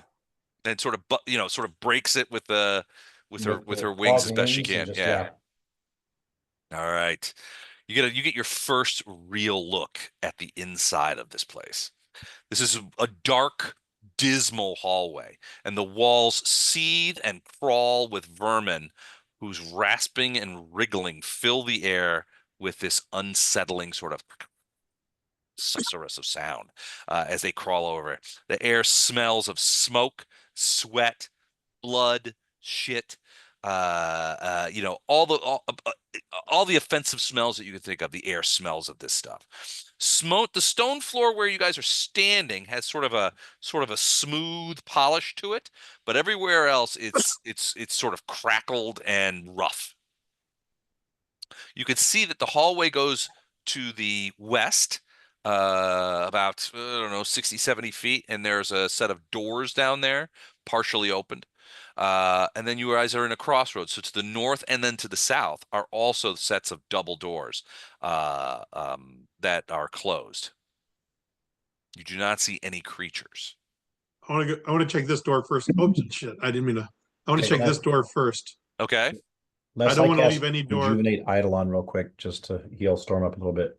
Do you Okay. guys think that a 2-inch wall of stone would be worth it? I don't know if I have to split it in half in order to cover the distance for the area of that circle, but 2 inches doesn't sound like against the type of things that are landing on that roof, like it's going to be worth a 6 level spells. Yeah, I wouldn't. No. Gato got it locked. If they can get through it, it's still going to take them some time, and we'll know that they're trying to come through it. Check for traps. On that door. Yeah, Okay. 41. 41. Yeah. So it's it's not a trap per se, but the door and the handle just has a ton of those creatures on it. So like the little vermin, the insects and the maggots and Yeah, that kind of yeah, stuff. yeah.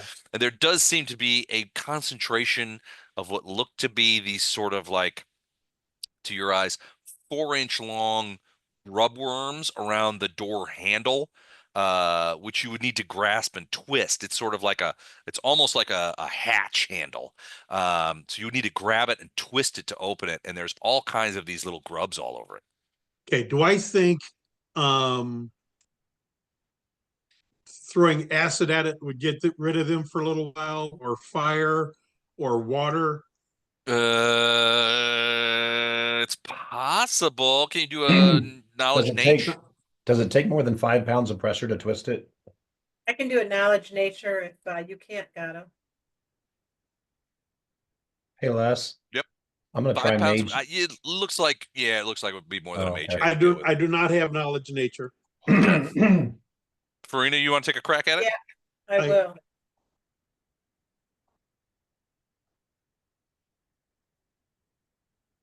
Ah, should Marina, what I really want to hear is that I can temporarily wash it off with water.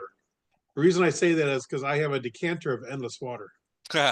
43. So you're not entirely sure, Farina, even with a 43, these I mean, you do know about the natural processes and how maggots work and mealworms and things like that. These are different from those. These are unlike any worms that you've seen before. But in your experience, one of the things that these carrion worm, if it is a sort of carrion worm, one of the things that they don't like is salt water. Mm. Who's got salt? We got anybody that's a cook that brought salt? No. Yeah, I don't have it. How about for spells? Anybody have that for spells? See what I got. With a decanter of endless water, does it give you the water that you want, or is it always fresh Well, water? that's what I need to check.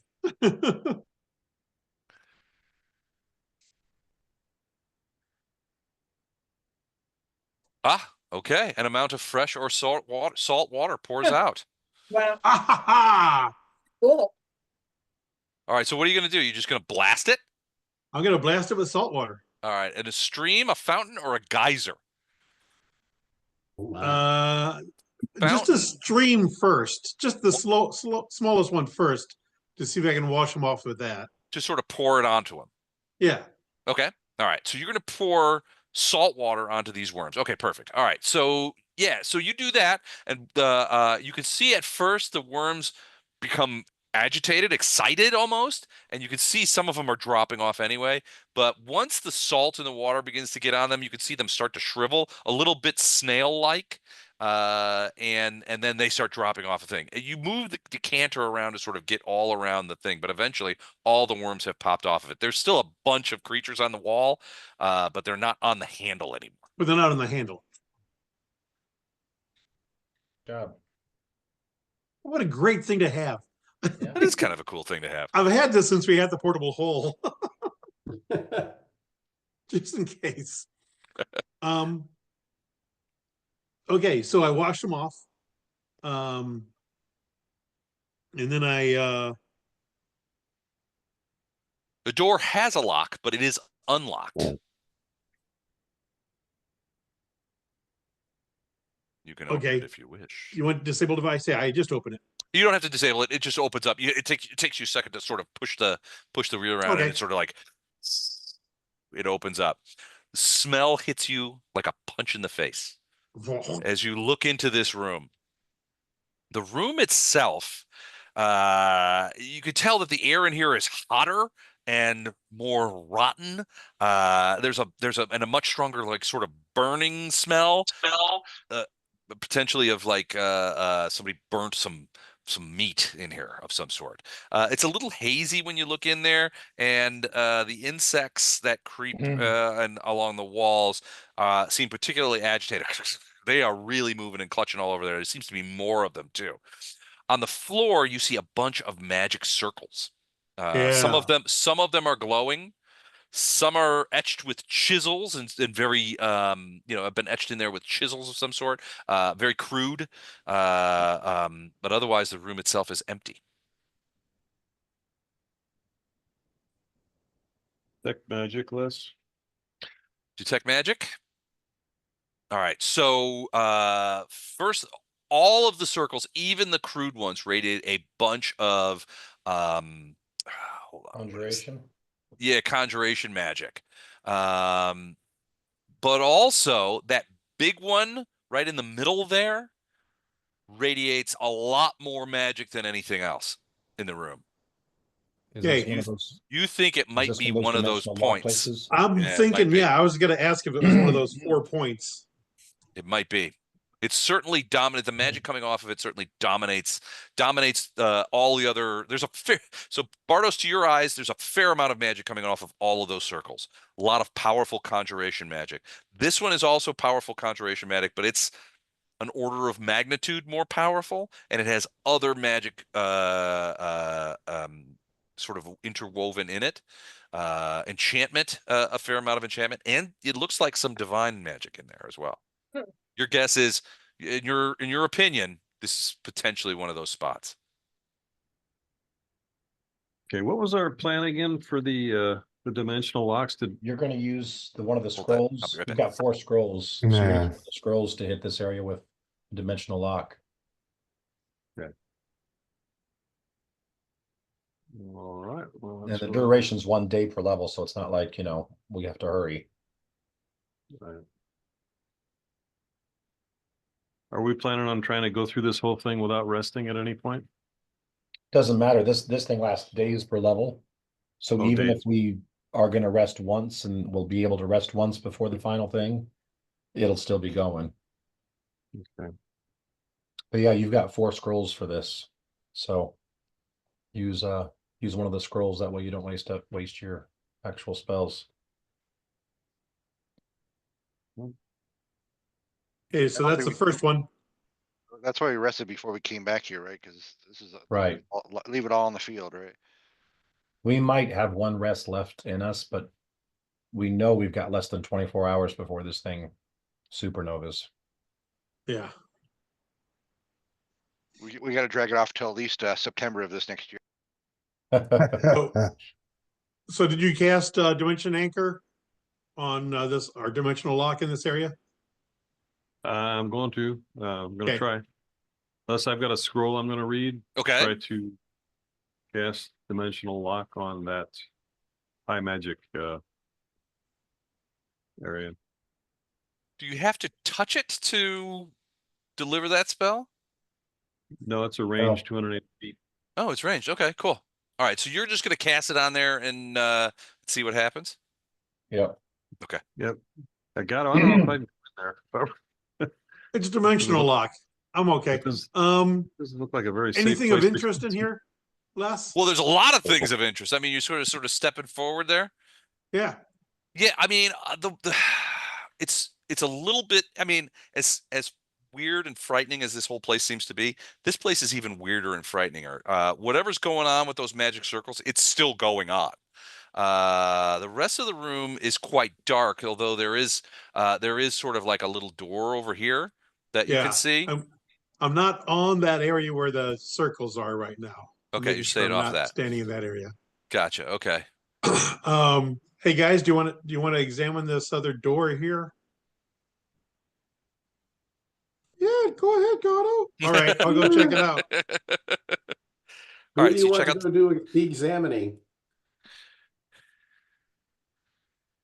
Stand off that carpet. Get more over here. There you go. I no particular reason why. I just don't trust it. So check for traps here. Oh yeah, there is a very major sort of poison dart trap connected to that lock. It's a Okay, locked door too. Disable that. All right, go for it. Oh, I guess you don't need to really No, go. he just says he take it 10. disables it. All right, you've disabled it. It's a trap, so it's 63.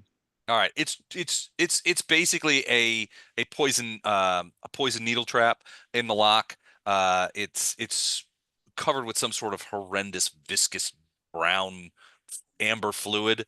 I'd love to stay and take a sample, but I've got people watching and we're in a hurry. So um, use the endless water to wash off the stuff and then open the lock. All right. 56. All right, you open it up and you see what looks to be an empty room.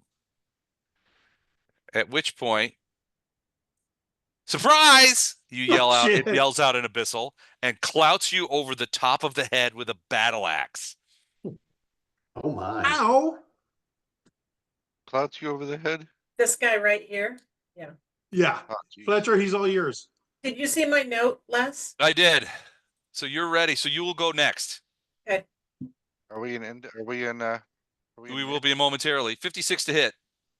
Gato. Yes. All right. Okay, so I'm like a lock to him. What kind of creature is it, Les?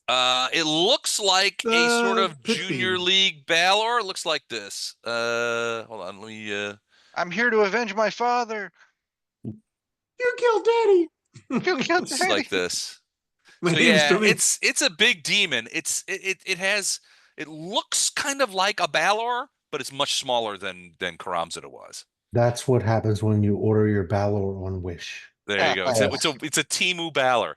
My name's Domingo Montoya. You killed my father. Prepare All to right. die. The one thing And about he's made this of lead. guy is he's carrying a huge a really terrible looking battle axe, and he is surrounded by flying insects, and insects are crawling all over him. So he clouts you for 23 points of damage. Hey. And then it also, since it's a flaming battle axe, you also take an additional 3 points of flaming damage, but you're protected from fire, even magical fire. Yep. He's got a whip in his other hand, but he also looks back and says, "Come, my pretties, it's time to feast." And you hear a sort of like a Chittering. coming out of that circle. In the floor? Yeah. Yeah. And suddenly, Were they there already or are they summoned? they weren't there when you walked in. He put a dimensional lock on that. So they can't be summoned. You put a dimensional lock on the circle itself. It doesn't look like the summoning isn't necessarily associated with the circle. Okay. It's an innate ability of the creature. Okay. But they're coming out of the circle? They're sort of boiling out of that area, yeah. And those things.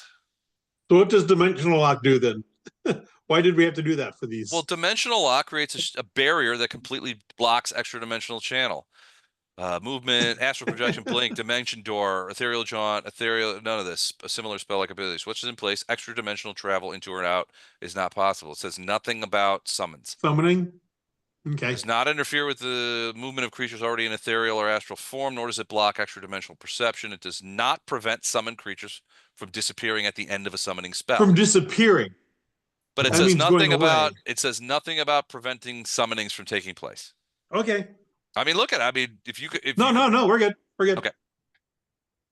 All right, cool. All right, so they come out, and so what's boiling out of there is these big, fat ticks that look like that. They're about size of a dinner plate, and there is a shitload of them. Essentially, a tick swarm. If I could right now, I'd cast Fireball. I didn't ask how big the room was. I said there's ticks over there. All right, let's roll for a dish. You. Do I get a couple arrows off? Oh, I'm sorry. Yeah, you get your arrows. One per That is tick. one ugly tick. That is just gross. Okay. Hey, I got the And paladin. you said I still have keen edge? Yes, you do. Yeah. Okay. 180 minutes. I assume that's still on. 33, 33, So like 3 hours. 3 hours.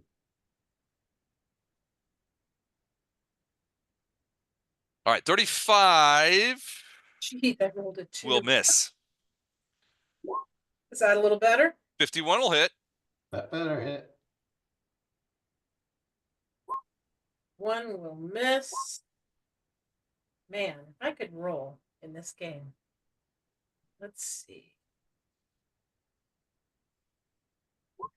Okay, so I'll take my 1 hit. Okay.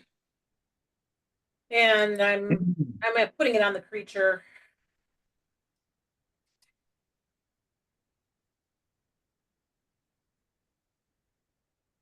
Hey, Les? Yeah. I want a judge's ruling if you read summon monster.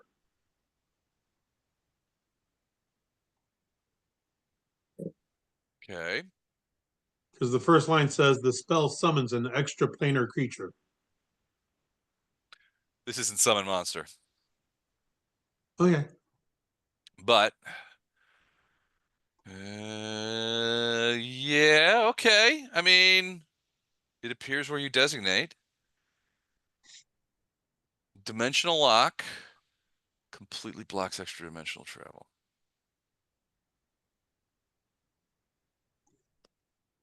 Oh, use AI.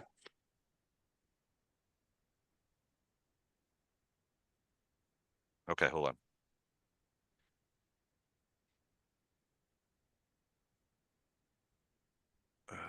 Okay. Question. Does dimensional lock block summoning spells in Pathfinder First Edition? Here we go. All right. Shit. Yes, it does block summoning spells. The spell creates a shimmeling barrier. It prevents summoning spells, teleportation, planar travel. This makes Dimensional Lock a powerful spell. Freaking runers. All right. So So because we cast it before he got there, we blocked him from getting here. who? Blocked him We too. blocked the tick. The ticks. Oh, Yeah. the tick swarm. Yeah, it's underneath so the emerald cover is sort of covering, and underneath there you could see these ticks trying to get out, but they're not getting past the lock.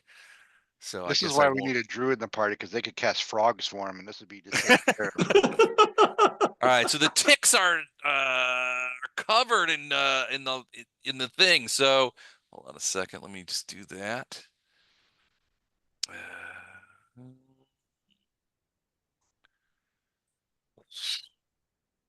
And they are blocked by the dimensional lock. All right, so his buddies didn't come forth, so we're doing that. Who still does not have a thing? Oh, I don't have the thing. I was busy Oh. shooting arrows into the wall. Did you do the damage? Is it 33? Yeah. Hey, All right. ignore that one. Let me roll it off of me so it'll go in your thing. Oh, I guess I can't do that. No, that's it then. 23.1. Okay. So what did you get, Farina? 23.1. Where are you? Didn't you say that there was magic all around, not just in the center, but on the outside edges too? Yeah, well, so the circles, so you see the circles in there? Yeah. All of those are radiating a lot of It looks like conjuration. elemental magic. Yeah, I mean, there are all kinds of different ones in there, and some of them are glowing a little bit. All of them are radiating magic. They're still live. No, I mean, you're not sure what they do. Bardos would have to investigate them, and I don't know if you guys have time for that, but Well, not right now. do we have time for that? All right, here we go. So, am I missing anybody? He would have said, "Don't step on them." I mean, obviously. Bardos would have said, "Don't, whatever you do, don't step on the circles." Okay, so let me just. Can you guys see all of the circles? Yeah. One's I'm hidden by gonna- the Valor, but Well, he's stepping on one, so I'm gonna just mark them. So there's one there. There's a broken one there. That's. Hold on. I don't think that's. Yeah, that's a circle. So there's one there. And one. Oh no, those are pillars. Sorry. those are pillars. There's Yep. 4 pillars. There's 4 pillars. Hold on. So I thought they were circles at first. So why are you being a pain? So this one is not a circle either. That's a pillar. But this is a circle right here. Yep. And And this is here, a yep. circle right here. So the others are pillars. There's pillars at the cardinal points. So And those is he standing on one? he is. Yeah. Okay. All right. All right. Gato, you're first. What do? You just getting clouded pretty hard. This guy looks like he's rearing back for another hit. Yeah. There's two things I wanted. Well, okay. I am just gonna acrobatics check to here, avoiding attacks of opportunity. All right. What is your acrobatics? Uh, take 10, 50. 50. Okay, that'll be enough. So you manage to zip back, and he's like, "Oh, come back here, you!" Then he turns to Fletcher. He's like, "Hello, brother. Good to see you. Let us get that caravan guard and tear him between No, us." no, don't. So Fletcher, you see. So Ferrado, it's your turn, but Fletcher, you see this guy, this demon is covered in bugs, and they're flying around him and that kind of stuff. It's pretty gross. But I really- know I don't look pretty either. Hang on a second. I'm just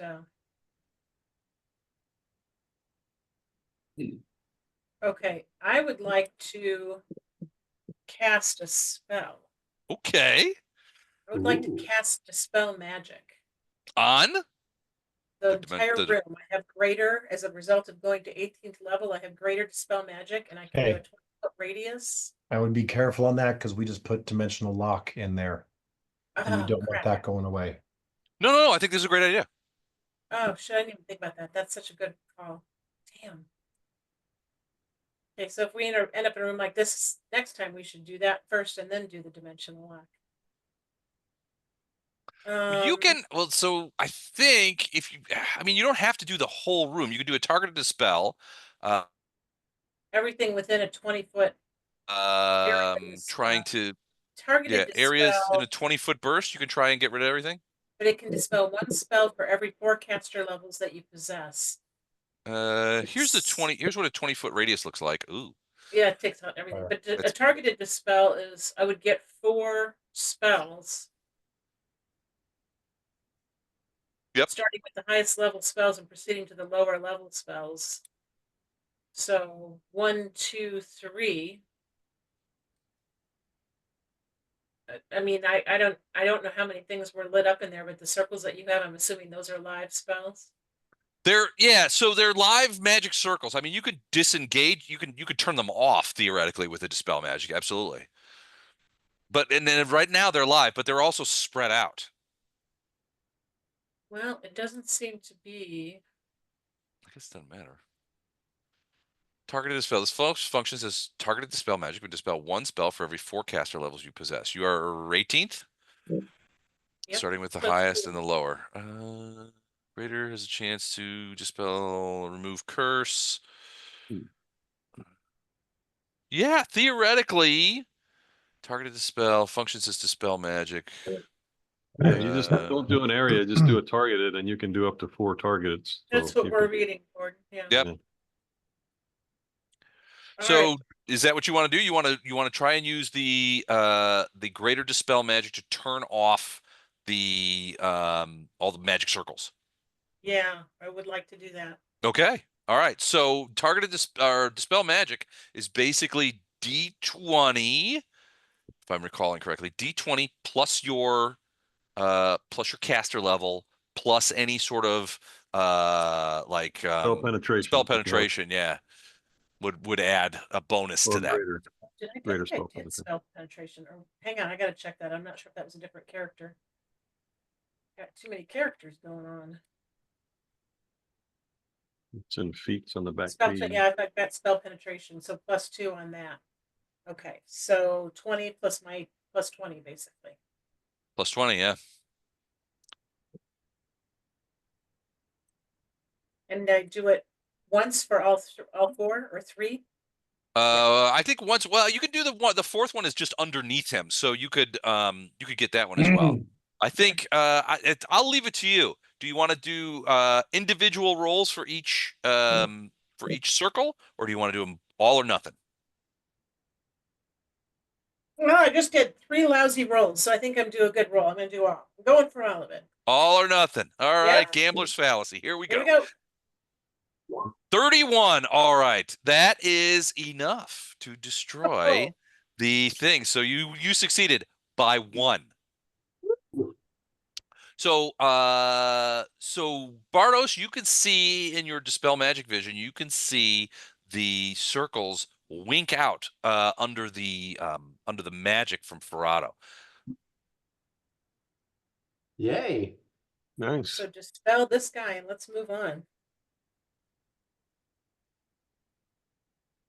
I sure can't hit him, even though he's big as a barn door. All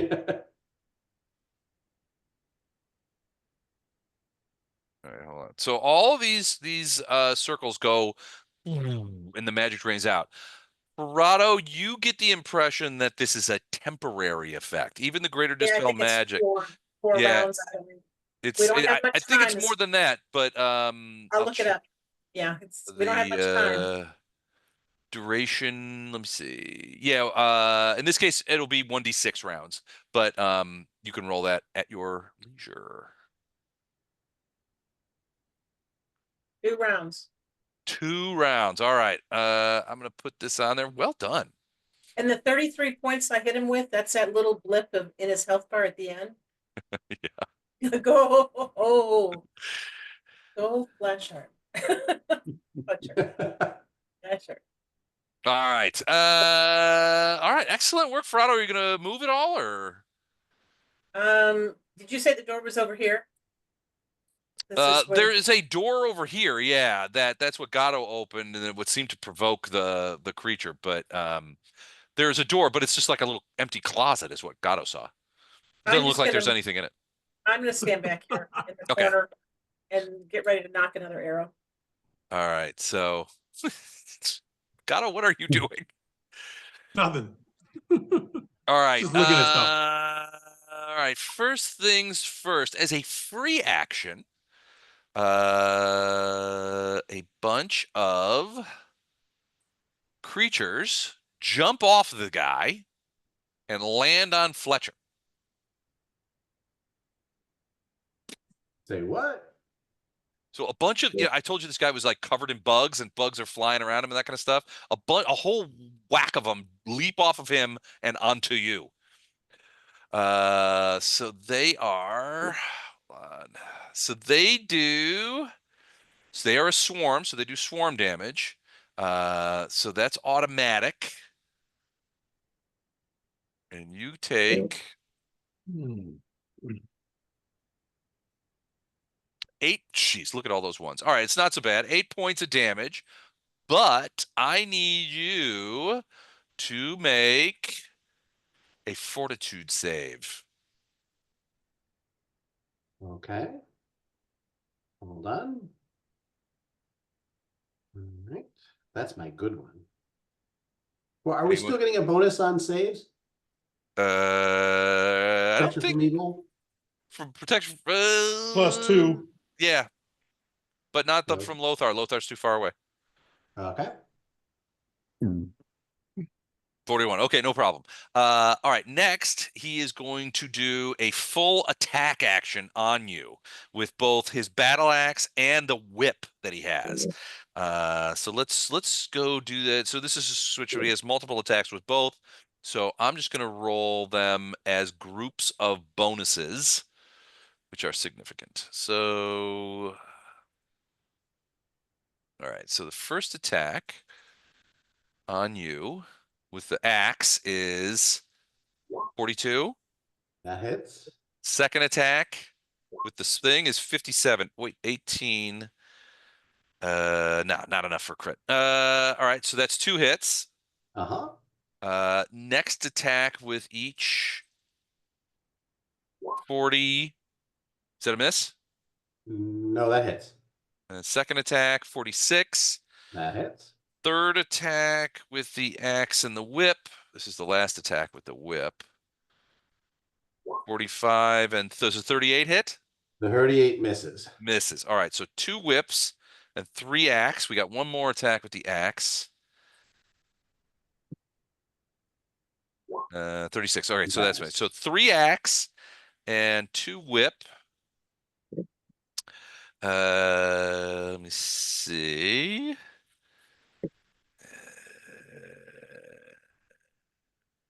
Okay.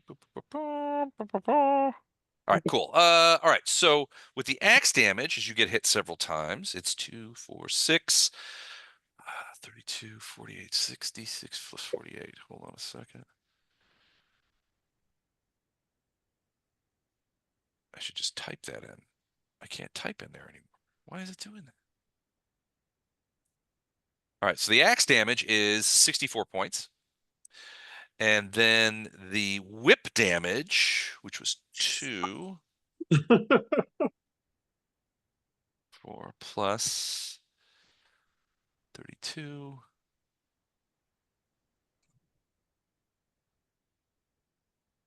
All right, whip damage is 38 points of damage.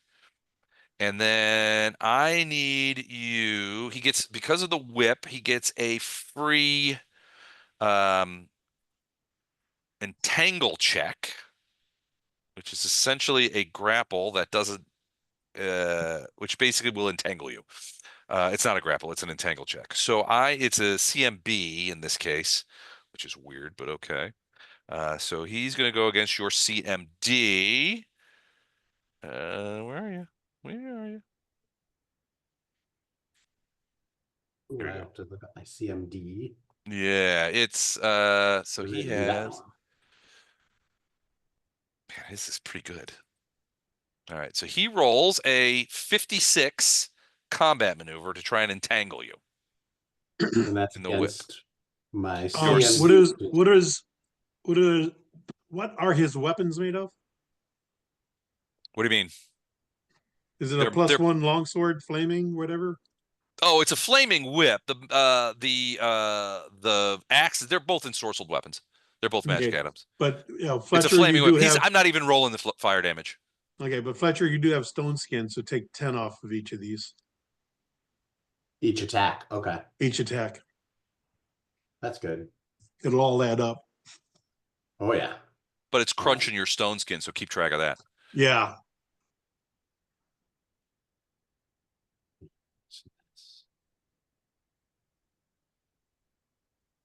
All right, you find your CMD? Oh yeah, 41. 41. All right, he's got you. So you are entangled. You get the entangled condition. You're ensnared. It impedes movement. Basically, you can only move at half speed. You can't run. You can't charge, which means you can't pounce. And you take a -2 penalty on all attack rolls and a -4 penalty to Dex, which is going to affect your AC. And if you try and cast a spell, let me know, because we got to deal with that too. All right. So I'm going to put, just so you know that you're entangled, I'm going to put a little web on you there so we can see that. Sound good? That sounds good. All right. I think that with that, he is going to take a 5-foot step backwards. Give himself a Wait, little. isn't he holding on to me? Well, he's got a whip, but the whip is like 30 feet long. Okay. That's But all he like can't sort move of. too far away. He's okay. Well, he's only All doing right. 5 feet, so he also has reach. The whip's 20 feet long. He has reach on the whip, so 20-foot reach. All right. I think that is. He did his swift action. He did his attack. It's a full attack. I think we're golden. All right. So that's him. That's Diurges. Illendar. Now, Illendar, if I recall correctly, you're in the hallway still? Yeah. Probably fine.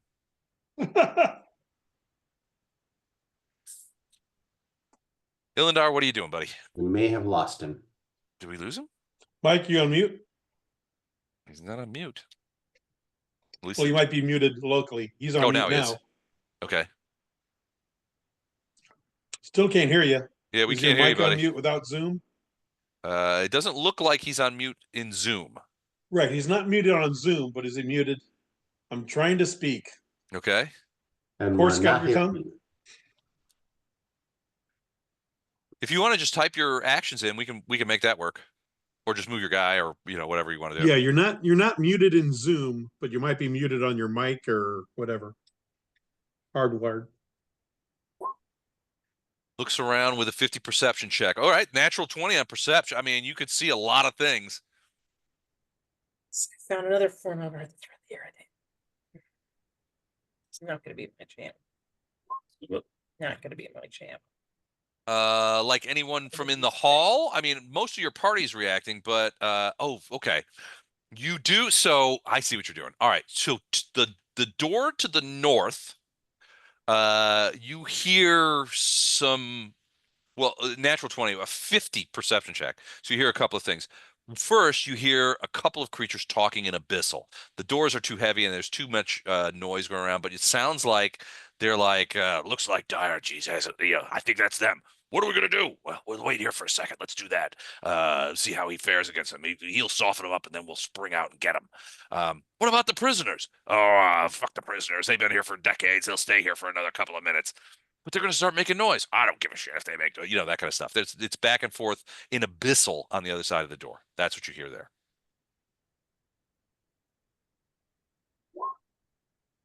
North doors. That's correct. These doors right here.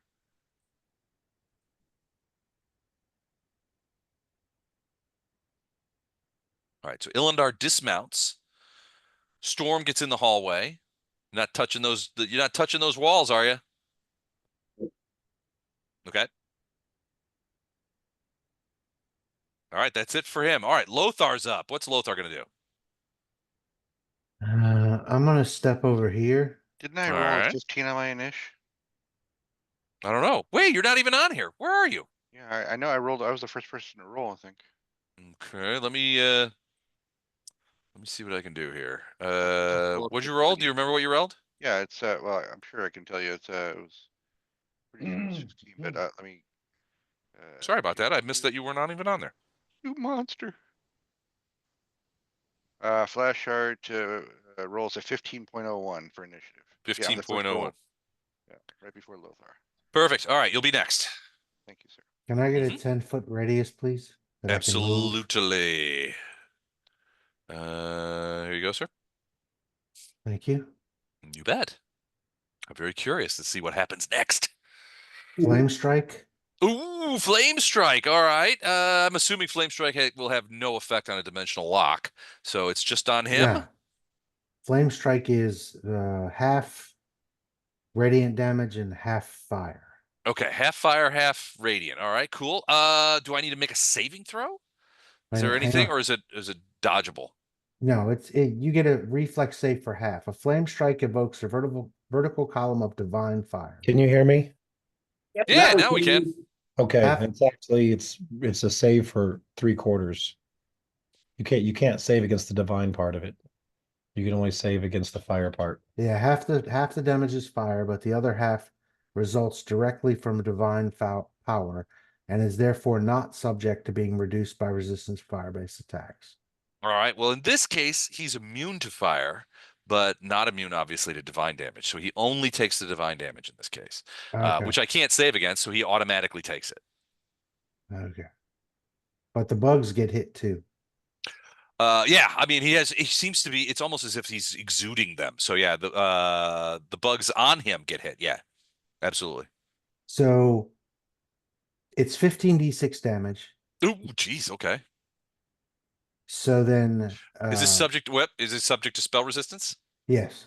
Okay, then I need you to beat his spell resistance. He's got a spell resistance of 31, Let's see here. which means D20 plus 18 plus spell penetration if you have it, I believe. I have spell penetration and greater spell penetration. So that's plus 6 for Yeah. greater. Okay. It's 2 two I for think. each one. So it's 4. Oh, Jesus Christ. What is that? Hold Nope. hold on a second. Oh, it's plus 4. I thought it was an additional plus 4 for the greater. Would you roll? I rolled a 2, so it doesn't really matter. Well, 2 plus 18. Nah, it's not going to get there. Plus No. 6, 18, 24. Yeah, 26 total. So yeah, no, it fizzles out. The radiant damage fizzles out when it enters the room as the aura of this demonic creature seems to repel your divine energies. Somewhere in a otherworldly glade, Erastil is screaming in fury. You Or- can get rid of that 10-foot radius now. Gotcha. Okay. Any movement? You want to jump in, run in there? No, I already moved. Oh, did you? Okay. I didn't see you. All right, sounds good. Sounds good. Now Flashheart, you are up. All right, just want to clarify this right here. That's a wall. Yes. That's a wall. There's a door right in front of Bardos. So I want to take a 5-foot step diagonally to here. Right? We agree that's a 5-foot step. Mm-hmm. Yeah. I want to do a direct 40-foot charge to here. Well, that's in between both walls, but it will hit the corner of the swarm. Is that a problem? Not for me. No, I think, well, okay, so you could do the charge. You got a couple of things that are going to happen. One, you have to pass through the swarm, which means you need to swarm damage is so the bugs will grab onto you. Hold on. Aren't they swarmed onto? Yeah, they're on. Yeah, Fletcher? they're on Fletcher. So yeah, no, I think you can pass them. The problem is he's got reach, so you will draw he's got 10-foot reach, so you will draw an AoE as you approach. I'm trying to draw an AoE. I'm Isn't trying to get isn't he currently grappled with Fletcher? Other hand. He's got an axe in his other hand. And it's not grappled. He's just got him Got him by whip. tangled by the whip. Snared. Yeah. He's got an axe in his other hand. So which he is going to use Let go on of my friend Fletcher. Flashheart. East. 47 hit you? Yes. I think All 40 right. let me just double check that, but I'm pretty sure you just beat my thing. But yes, I believe so. I didn't roll. Okay, so man, I'm looking for those crits. He's got staggering crit as a feat, which I want to see come into play here in a minute. All right, so 24 points of damage from the axe hit as you get close. Radiance is singing her song again, the destruction of evil song. All right, so Now's a good time to use your celestial weapon qualities. As part of a paladin, you know, you can either choose the mount, which you started to do, but we said don't do that, yeah, or imbue your weapon with celestial abilities. it definitely has that, but I thought we were already doing that. Okay, why is this not rolling attack action? My macro's broken. All right, I'm gonna have to do this. We're doing this live. I have to do this by hand. 14 Wait, plus that's 14 plus 21 35. plus. Don't we have a bless or something else on us right now? You're gonna need more than that. So I'll tell you right now, his AC is 40. Oh, If you were smiting, you'd hit. yeah, I didn't smite him, so I was saving the smites. Yeah, save All those right, well. points for a tough enemy.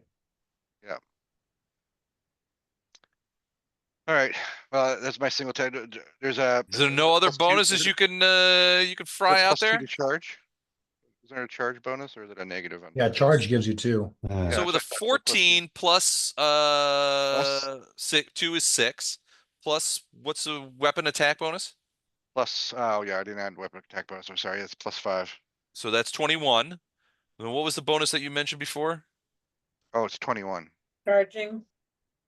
The charge, we Charge- got Charge that, I is think. 2 All right, starts out with 14. 2 for the charge is 16. plus 5 for the weapon. 5 for the weapon is 21. 18 to hit because of the level and everything. 18 to hit because of the level. So 21 and 18 is Mhm. 39. 9, Plus 2. yeah. Plus 2 Did we for already- what? For charge. bless? No, got he the already had a charge. charge. Oh, okay. Oh, What about strength? Oh, yeah. What's your strength bonus? Well, not on to hit. I don't know if I have Yeah. To It hit would apply. plus Oh, yeah, it two. would apply to plus hit. 2. Plus plus 2. 2. 41. That's a hit. All right. Radiance plugs one out. All right. Do the damn. Do the damage. Okay, so. All right, I shorted myself a melee bonus too. So, okay. All right.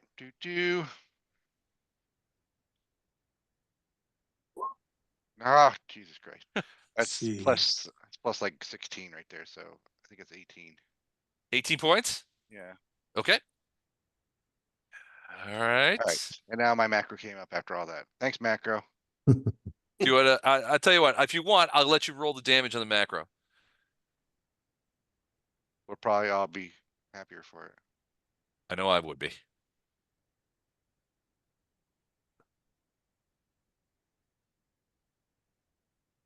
Well, it's a Don macro, so we'll all be older for it. That's for sure. All right, so we use the first one, the first hit. Mhm.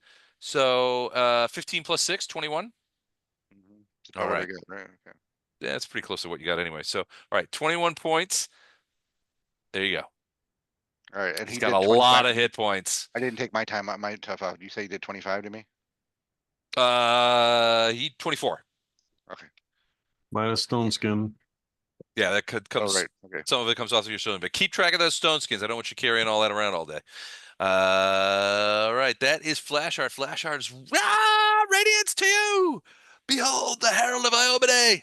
He cracks him. All right, Bardos, And you're up. Gordon, do we still have particulate form? No, that does not last. That's a round per minute. So that's gonna be Okay. good. I'm gonna go I'd do a 5-foot step.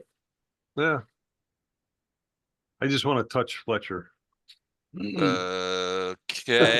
Thank what- you. what What are you doing to him? A good quote for the first year. Just want to I touch. just want to touch Fletcher. Fletcher. I want I'm to writing. put displacement on him. You have the Ooh, okay. vinyls touch myself song there. Displacement. All right, so that would allow him to avoid Most chance. continuing to be entangled, wouldn't it? Displacement. Subject appears about 2 foot away from his own true location. Mischance as if he had total concealment. Unlike it, it does not prevent enemies from targeting him normally. True seeing reveals the true location. All right, let me check and see if he has true seeing.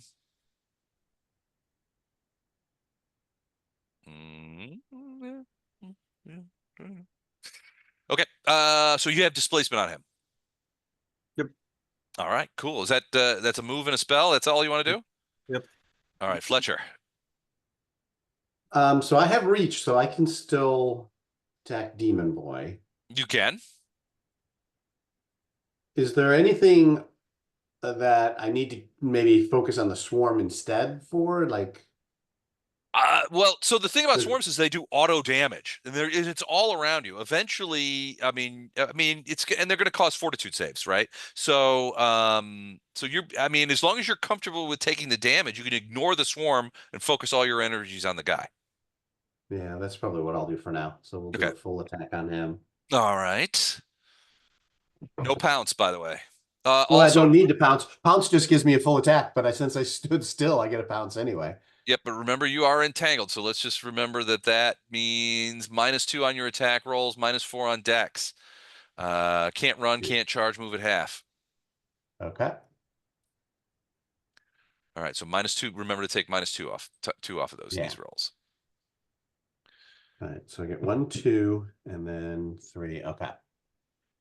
Attack number 1. That is a fumble. You want to confirm that bad boy for me? A fumble. It's a 12. It is a 22 to hit. A natural No, that was 1. flash arts.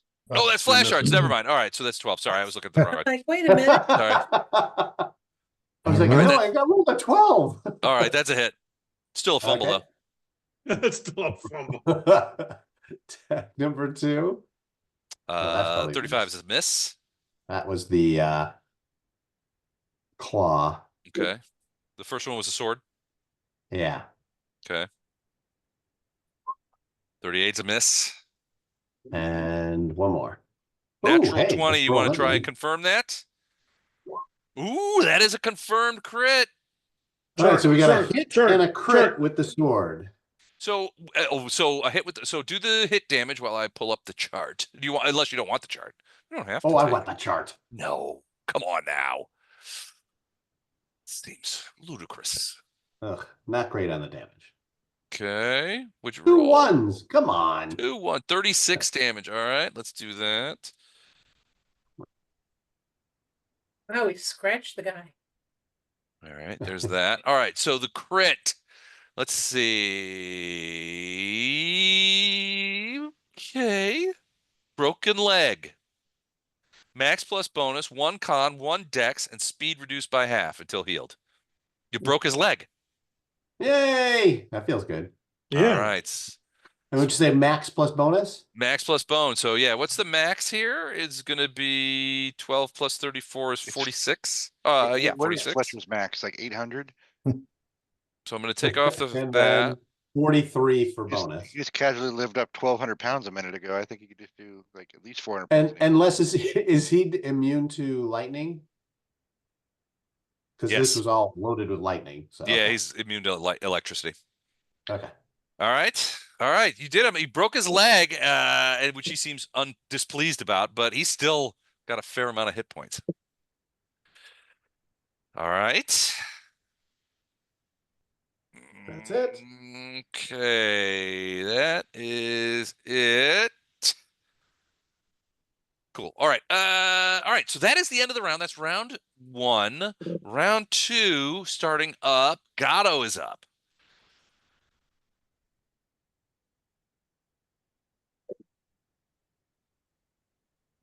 Gato. I moved to here Okay. so that I'm flanking. All right. Did you pass by him? I passed by him, but he took his attack of opportunity. New round. It's not by okay. I thought it was by his actions, not the round number, but okay.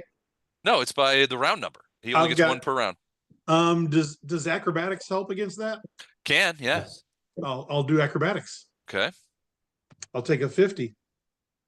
That'll, Taking 10. shit, that'll work. All right, so he's not gonna draw back. All right, what are you doing? So you got the flank Oh no, bonus. no, he takes it. Yeah, he takes No it way. because then he He's doesn't keeping it. have it for a whole round now. No, it's if with the acrobatics, he doesn't even get a chance to take it. You just roll away from him. Okay. All right, go ahead and do what are you gonna do? I'm attacking with my grandfather's blade. Elvish blade? Flanking sneak attack. All right. 36. Not gonna hit. You got anything that can bump that up? He's AC 40. Oh wait. I don't have the flanking on here, so it's 2 more for that. You got protection from evil +2, right? Or no, that's AC. That's deep. That's for AC. I don't think you got him.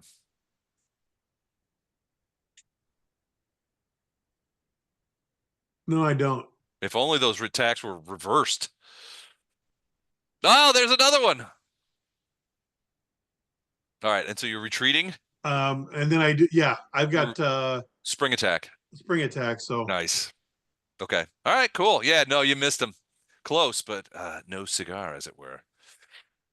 Verado. 4 arrows. All right, here we go. And we're off. 1,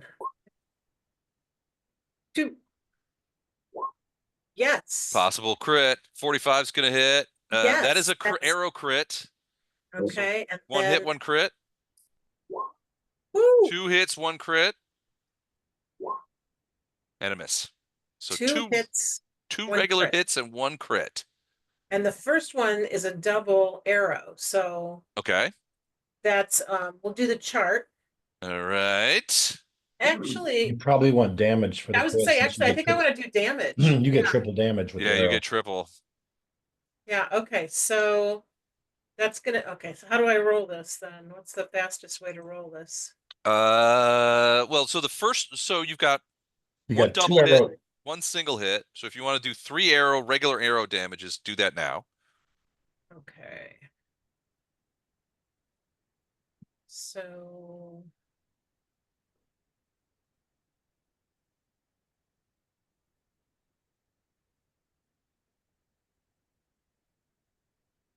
Wait for it.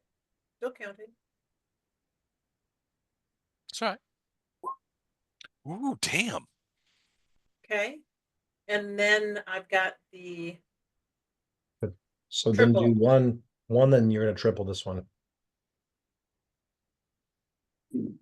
but it's It's a not single. maximum. It's not it's just just- maximum. It's No, No, it's you got to roll it, single, but it's Oh, okay. single tripled. arrow damage, but then you triple the total. okay. 75.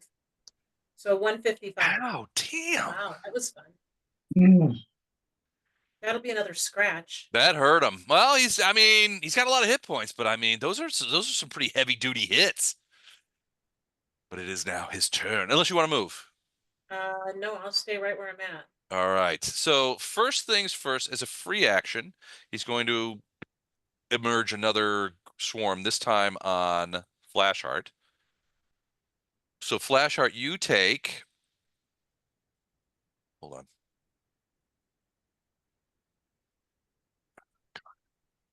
You take.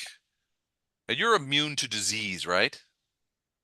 Yes, Yeah. and I have big, soft puppy blue eyes, and I think he'll take pity upon my beautiful features.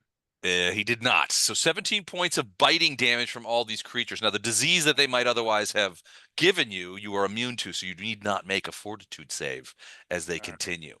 Also, on Fletcher, you take another, since you're surrounded by these guys, you take another 46, another 21 Would points. those come off a stone skin or no? Yeah, yeah, I think it would. You would take stone skin on swarm damage, I think. What Hold on, can't you use stone skin for? magical damage. Like No, it's Fireball does Yeah, stone yeah, skin yeah, does yeah. do jack against. Is it 60 points of stone skin we have? 180, I think. 100. Oh, geez. All right. Yeah, bring more insects over here.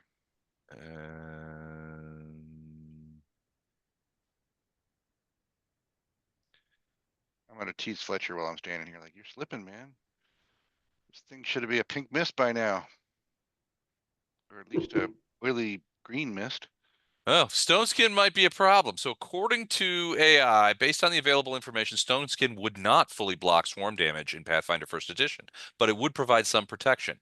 It ignores the first 10 points of damage for each attack that isn't made with an adamantine weapon. Swarms typically deal auto damage each round, often without requiring an attack roll. The damage from swarms is usually described as coming from bites, stings, or other.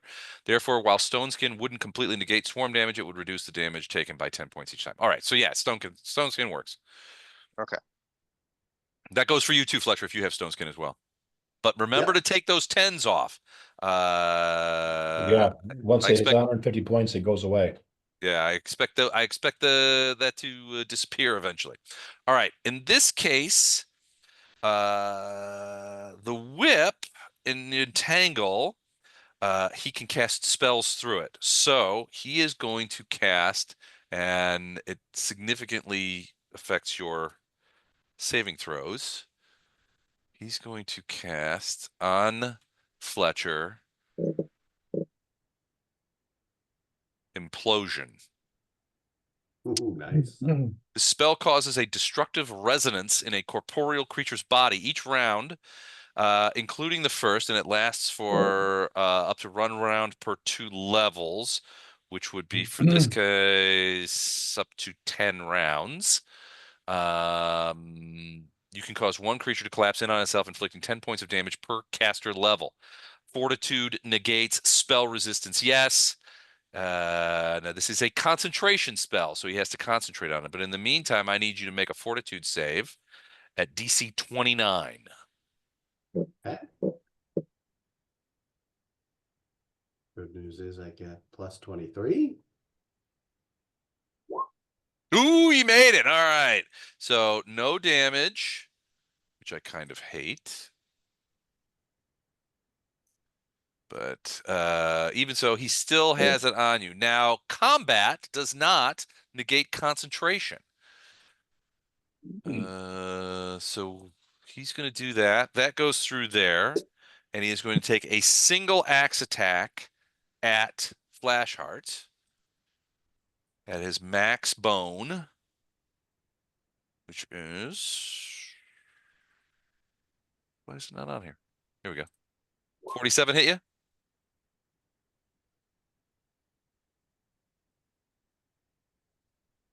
Matt may have Flash? stepped away.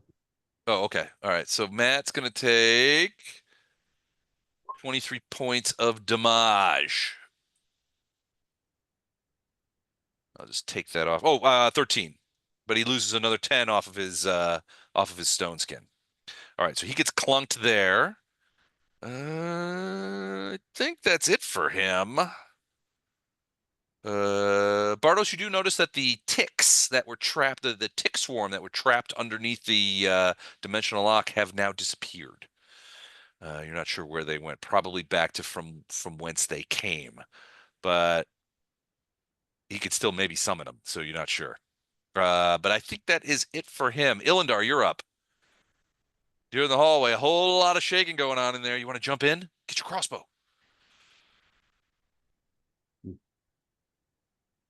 Mike? Ilindar? Do you think I wonder if he got muted again. Muted again. I don't know. I don't hear him. Haven't did heard him not in a either. while. You're not talking to me, right? I'm just over here sleeping. No, take- we're but talking to Mike. You did Okay. take another more damage though. Another 23 points of damage. I took it off already for you. But you lost another 10 on your stone skin. Oh looks yeah, like Ilindar, Mike- we can't hear you.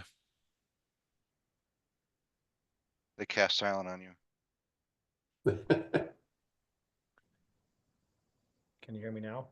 Yes, barely. Yeah, there you are. I can't Barely. change Yeah, the you're real quiet. USB ports. No, I told everybody last round when I couldn't speak or when I heard what was going on in these rooms Mhm. that I was going to stay out here and guard the back, and Storm was going to Ah, gotcha. Right, wait and you for heard you some to voices. pop out. Yep. Cool. All right, you're gonna continue to do that? Yeah. Lothar of the Hill People. All right. First thing I'm gonna do is drink a potion, Okay. Of? repel vermin. Ooh. Hey, You have one of those? Yep. Nice. I have one too. I haven't used it. Then I'm gonna move here, Okay. which will affect both of the swarms. All right. Then as a swift action, I'm gonna channel energy and omit the demon in the swarms. Okay. And Healing energy. yes, All right. 36. Ooh, 36 points to Flashheart, Yeah, mostly. Fletcher. I don't think anybody else has been injured, have they? Yeah, I don't I'll think so. take it. I But- have. Yeah, but you're too far away. I'm too far away. Chicken shit. And you only got a paper cut. You constantly run, so I can never heal you. I constantly seek cover. There you go. All right. Is that it for you, or do you have room for another spell? Oh, you No. potion. You did a move, potion, Right. swift now- action. Gotcha. Now, the repel vermin in a 10-foot radius emanation centered on me Okay. for 10 minutes a level. An invisible barrier holds back vermin. A vermin with hit dice of less than a third of my level cannot penetrate the barrier. All right. At 18, a third of your level will be 6 hit dice or less. Yes. Let me check on these. They're wait, hold on. I was looking at the wrong one. Yeah, they have more than 6 hit dice. Oh, a shit. vermin with hit dice of 1/3 your level or more can penetrate if they succeed on a will save. Even so, crossing the barrier deals 2d6 points of damage, and pressing against the barrier causes pain, which deters most vermin. Okay. Since you moved up on them, they're gonna have to make a will save right now. Their will saves are not fantastic. I'm just gonna tell you right now. Will saves on vermin is not great. So what's the DC on this thing? It's a potion, so I literally have no idea. It's usually spell level plus 3, right? For potions. So Does that sound right, Don? Doesn't depend on the person that generated. No? Yeah, there's a default though. Yeah, but this was a Hold on. random potion that we found somewhere that got given to me. Got it. It's a 4th level cleric bard. It's fourth level oracle, spell. druid um, spell. Yeah. So it'd be 10 plus 7. 7. Yeah. So 17. All right. Well, that's no walk in the park. So they have plus 4 or plus 3, sorry, on will. So one passes. That's the Fletcher one. The other one fails. So it's going. So how much damage do they take? Well, they have to leave the area basically, but they take 2d6. Hang on, I need to get that thing back. Oh, I got Sorry. it. Hold on. 2d6 points of damage, which causes them pain. Right. So okay, so they've sort of auto crossed it. The ones that fail take 2d6 damage. The other ones who succeeded, They still take pain from pressing against it. there's still pain. So I don't know what that would mean to these Is guys. that They're like a his will swarms, save to like so push through pain? Kind of, you know? he's gonna. Well, no. So these ones, so the ones on Fletcher who things they take damage and then they will move back out of the thing. Is that that pink circle? Is that a 10 foot? No, it's the white one. I don't It's see a white. still, I'm sorry. It's Oh, let I me, see it now. I see it now. okay. I kind of So see it, yeah. they would move. Yeah, I see it. It's so So it's it gonna move covers out that way. it covers all of Flashheart and mm, sort of 50% of Fletcher. Yeah. So roll the 2d6 damage so I can get that done. Okay.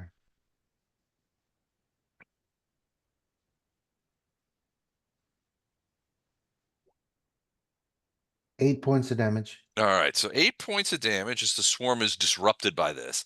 The pain for Fletcher, I'm gonna go high. They stay low. They move back. High they stay, so they're gonna stay around there despite the pain. They're more fearful of their master than they are of you so far. But they will have to. I mean, they have to save every round, right? That they're in the repel zone. That they're Yeah. there, yeah. Yeah, yeah. Yeah. All right, and these Mhm. have exited. That swarm is outside of the repel zone, right? Or do I need to move them a little further? Um, I think they're outside, but I can't tell from here. the one that was on Flashheart, Yeah, they need to, well, because you have them in a 10 by 10 square. yeah. It It's looks far like enough they- away. Okay. Okay. They're not on flash heart anymore. They're not on anyone. I'll move it a little Yeah. more to make it just more clear, like right to there. That better? Yeah. Cool. All right. And that's it for Lothar. Flash art. The swarm is dispersed almost as swiftly as it came, and you're still standing there next to the guy who just clouded you a minute ago with that axe again. He looks like he's rearing back for another one. Well, let me get my licks in first. Not cool, bro. Not cool, bro.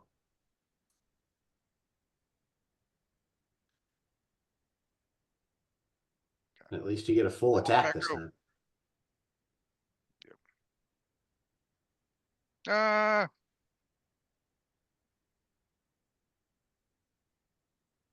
Wait for it. I'm sorry. All right. First attack, 35. That is a miss.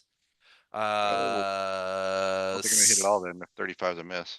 Well, third swing is a natural. Well, it's a natural 18. 18 So plus 22. You know what? This macro didn't add the well, no, I don't have a charge this time. I'd add oh, the no charge. Okay. And you're not smiting. So all right. So here's one. Nope. If you get a critical threat, even if you don't hit the number, it's still a critical threat, right? Right. Yeah. So the third swing is going to be the only one. You're not hasted, so the third swing is the only one that would hit. It's a critical threat, but you have to confirm it. Well, he automatically rolls those. He rolled a 31 to confirm. Oh, there it is. You're right. So 31 will not confirm. So it is just a hit. So 22 plus 6 points of holy damage. That will work. So 28. When he pulls back his claw, he's gonna find a brochure Diomede stuck to it. Like just a little read material. Just want you to think about it. No, Like- no pressure, no pressure. No like on press. a spindle, right? Like Yeah. remember those big spikes that people used to throw things on back when we were kids? Yeah, You know, yeah. the piece Like- of paper. Yeah, at the Denny's or whatever, they like just slam down your bill. Like, Yep. somebody hostess has got their hand stuck on that more than once. Oh, totally. And it was figured Oh. prominently in the Crimson Permanent Assurance. Yeah. And what was that movie? Not Most Dangerous Game. Where Viggo Mortensen was like a gangster. He's heading out into town as a like, Eastern Promises? No.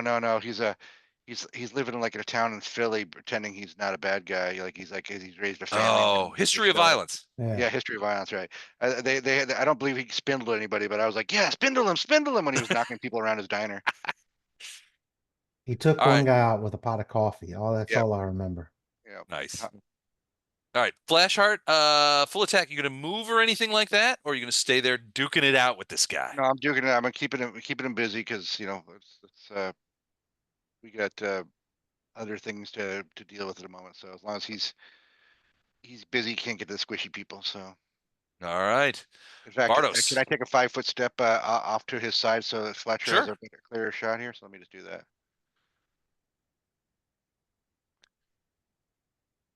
There we go. Ah, turn to me, huh? Behind you Okay. now. What are you gonna do? All right. Bardos, what about you? I don't think I want to do anything. I think I'm gonna go check out what Elendar actually 10, 20, 30. I'm gonna walk down to the end of this hallway and try to peek in. Did you say these two doors were cracked down here? Yeah, they're open a little bit. But did you just open the door? No, I didn't. I did a double move and that's where I went to. So Okay. Somebody double clicked it. So don't do that. don't. But yeah, they're cracked a little bit, but there looks to be some sort of patio out there, maybe a balcony that oversees the rift. You can hear a lot of rift-like noises out there. okay, All right, well, so you're just gonna I'm walk over heading that there? way to check it out. Yep. All right, sounds good. Fletcher, and I think this will All right. be we may end after Fletcher. Full attack. Come on, Fletch. Those portals open up or All right, whatever the 44 hits, so that's a sword. That's a arm, That's the claw. claw. Okay, that's sword again. Ooh, Ooh, is that a crit that's threat? sword again, and that's a crit threat. All So right, this let's is confirmed. confirmed crit. And then one more. That's a probably miss. All right, All so right, a so I've got sword, 2 a hits claw, and a and crit. a crit. So All right, was here's that a the sword first. crit or a claw crit? I can't It's remember. a sword crit. Okay. Here's the hit for the sword. Hit for the Okay. claw. 43, 88. And then you want the And chart? then, yeah, let's do chart. All right, so hold on. Let me do the 88 first. Oops. All right, and then the chart momentum. You deal max damage and gain a +2 circumstance bonus on your attack rolls until the end of the next turn. So +2 next turn, which will invalidate the entangled. You factored for the entangled here? Yeah, you did. It wouldn't have mattered, but Yeah, you I didn't did. factor for it. But we're two down. They were still hits. So, all right, cool. There you go. And What's max max? is 46. 46. All right, there And you I go. He's smile at him. I said, I've never had somebody actually try to keep me near him before. This is fun. all right. All right, that's Fletcher. We are at round 3. Is everybody taking the day off tomorrow for the snow or no? I'm working. I don't Yeah. have any Going to snow. Florida. All right. All right. So we've got 3 minutes before 11. You guys want to stop here and start on the start of Yeah, round because 3? it's going to be a long time for another round. So Nah. It might take a minute. All right. Well, we'll stop Question. there. Question, Go I got ahead. a question, Les. Yes. The spell lasts 2 rounds. It was cast last round. Is that the first round or is this the first round? That was the first round. This is how many rounds are remaining. So after this round, the One dispel more. magic, the circles will come back to life. So after this next round, round 3. Yeah, after round 3. Okay. On round 4, they will come back. Okay. Thanks. Sounds good. All right. We will see you guys. Hey, since Traveler is over, we're doing A Team twice a month. So I will see you guys in 2 weeks on the 19th. yes. Yep. Okay. Awesome. So we will be back here in a couple of weeks. So awesome. Thanks guys. This was great. Yeah. Have a great week and happy New Year, everyone. Happy New Happy Year. Happy New New All. Year. Happy Hey, New if Year. anybody hasn't read it yet, I highly recommend Dungeon Crawler Carl audiobooks or whatever. It's a send up of what we do everything here, but it's sort of a Hunger Games meets D&D meets Jerry Springer. Is it a YouTube Okay. thing or? No, it's a book series, but I It's a recommend book. it on Audible. Okay. Very cool. I'll check it out. Yeah, check it out. Tell me what you think. Later. All right. Sounds good. Thanks you guys. Bye. Have a Bye, great week. guys. Bye.